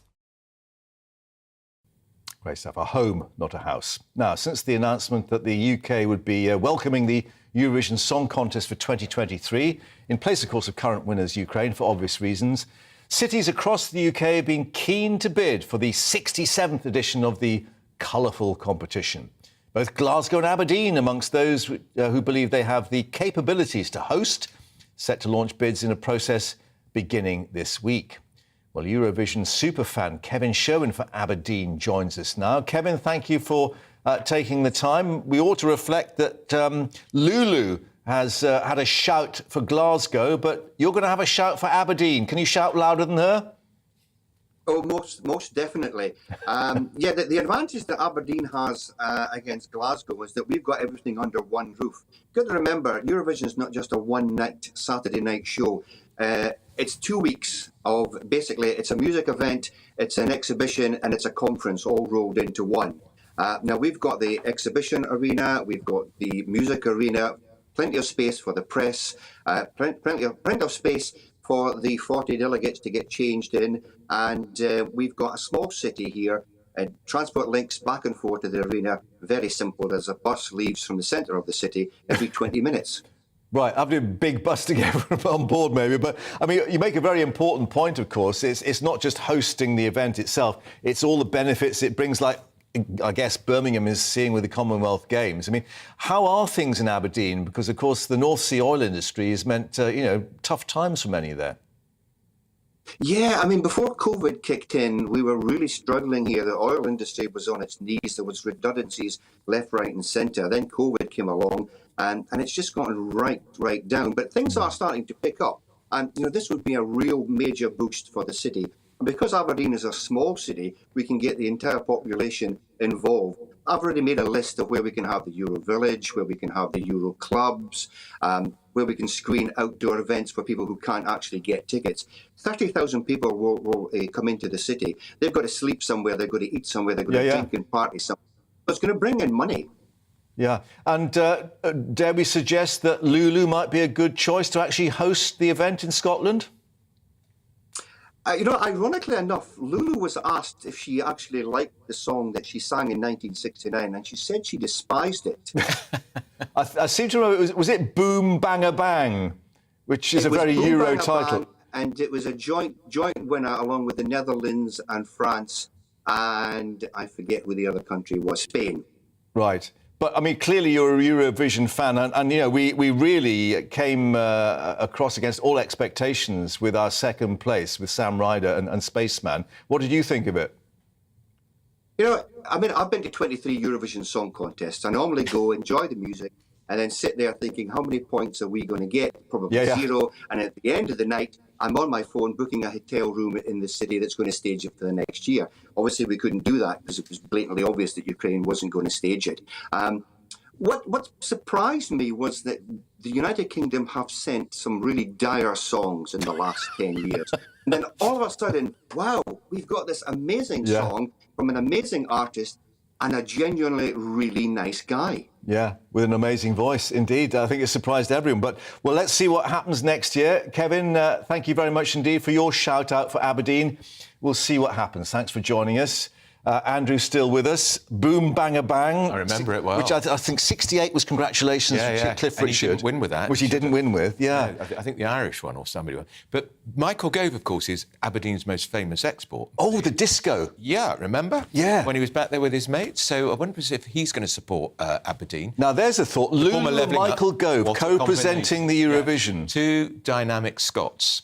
They'd be good. Michael Gove would be very good, actually. Yeah. I'm not sure he's a great singer. He's a very bad dancer, because when he did that dancing, if you remember in the disco, I pointed out in the Mail, I was at a party with him and I danced with him. He is such a bad dancer. But he'd be good with Eurovision. But I want it to go to Salisbury, because we can make a political statement to Vladimir Putin. Ukraine won. Yeah, let's absolutely. Novichok poisoning and all that. Oh, so right. Salisbury quite a symbolic. And Edward Heath, of course, who's an accomplished organist and conductor. Very good organist, apparently. There we are. Shout out for Salisbury. There we are. Thank you, Andrew, for that. Let's get the views now of Michelle coming up with Dubes & Co. here in the studio. What have you got coming up for us, Michelle? Hello, Mark. Firstly, very disappointed that you guys didn't just burst into songland, talking about boom, bang, a bang. I was hoping for a bit of rendition from the new birth. Personally, I don't even think I've ever heard it. Coming up on my show tonight, I'll be talking all things strikes, organisations saying that unions have too much power, unions saying they don't have enough, who's right? And also, Labour frontbencher has lost his role for being on the picket line. Should MPs be allowed on those picket lines, yes or no? Also, Court TV, that's going to be a thing from tomorrow. Should it be? I think it sounds a bit bizarre to me, a bit too reality TV for my liking, but I wonder what the viewers make of that. And also, we're seeing the EU now talking about voluntarily reducing some of their usage of energy. We've got farm protests going on, extended war in Ukraine. I wonder, are we ever going to have to see a return to rations? Because, Mark, let's face it, disruption of food production, supplies, distribution, you name it, it makes me worried. So it does. OK, looking forward to it. Michelle, as ever, thank you. And let's reflect that we've got Andrew actually humming Boom Bang a Bang. He remembers the... I do. I'm a big easy to remember the lyrics. Yeah. That's it for today. With me, Mark Longhurst, in for Colin. We'll be back tomorrow, same time. Join us then. Hello, I'm Aidan McGivern from the Met Office. Most places are seeing a dry afternoon, apart from a few showers here and there. It is largely fine, but it is increasingly cloudy at the same time. High pressure at the moment is centred over the UK, so mostly fine and settled, and with light winds as well. But there are a few complexities surrounding that high. For starters, we do have the cloud building, and that cloud giving 1 or 2 showers across central and southern areas, more especially northern Scotland during the rest of the day. And then as we head into the evening, A thicker area of cloud will form across the Midlands into North Wales, and that'll give some rain before moving north into northern England, as well as parts of Northern Ireland. With the cloudier skies, it's not going to be as fresh as last night, but still temperatures in some clearer spots dipping close to the single figures.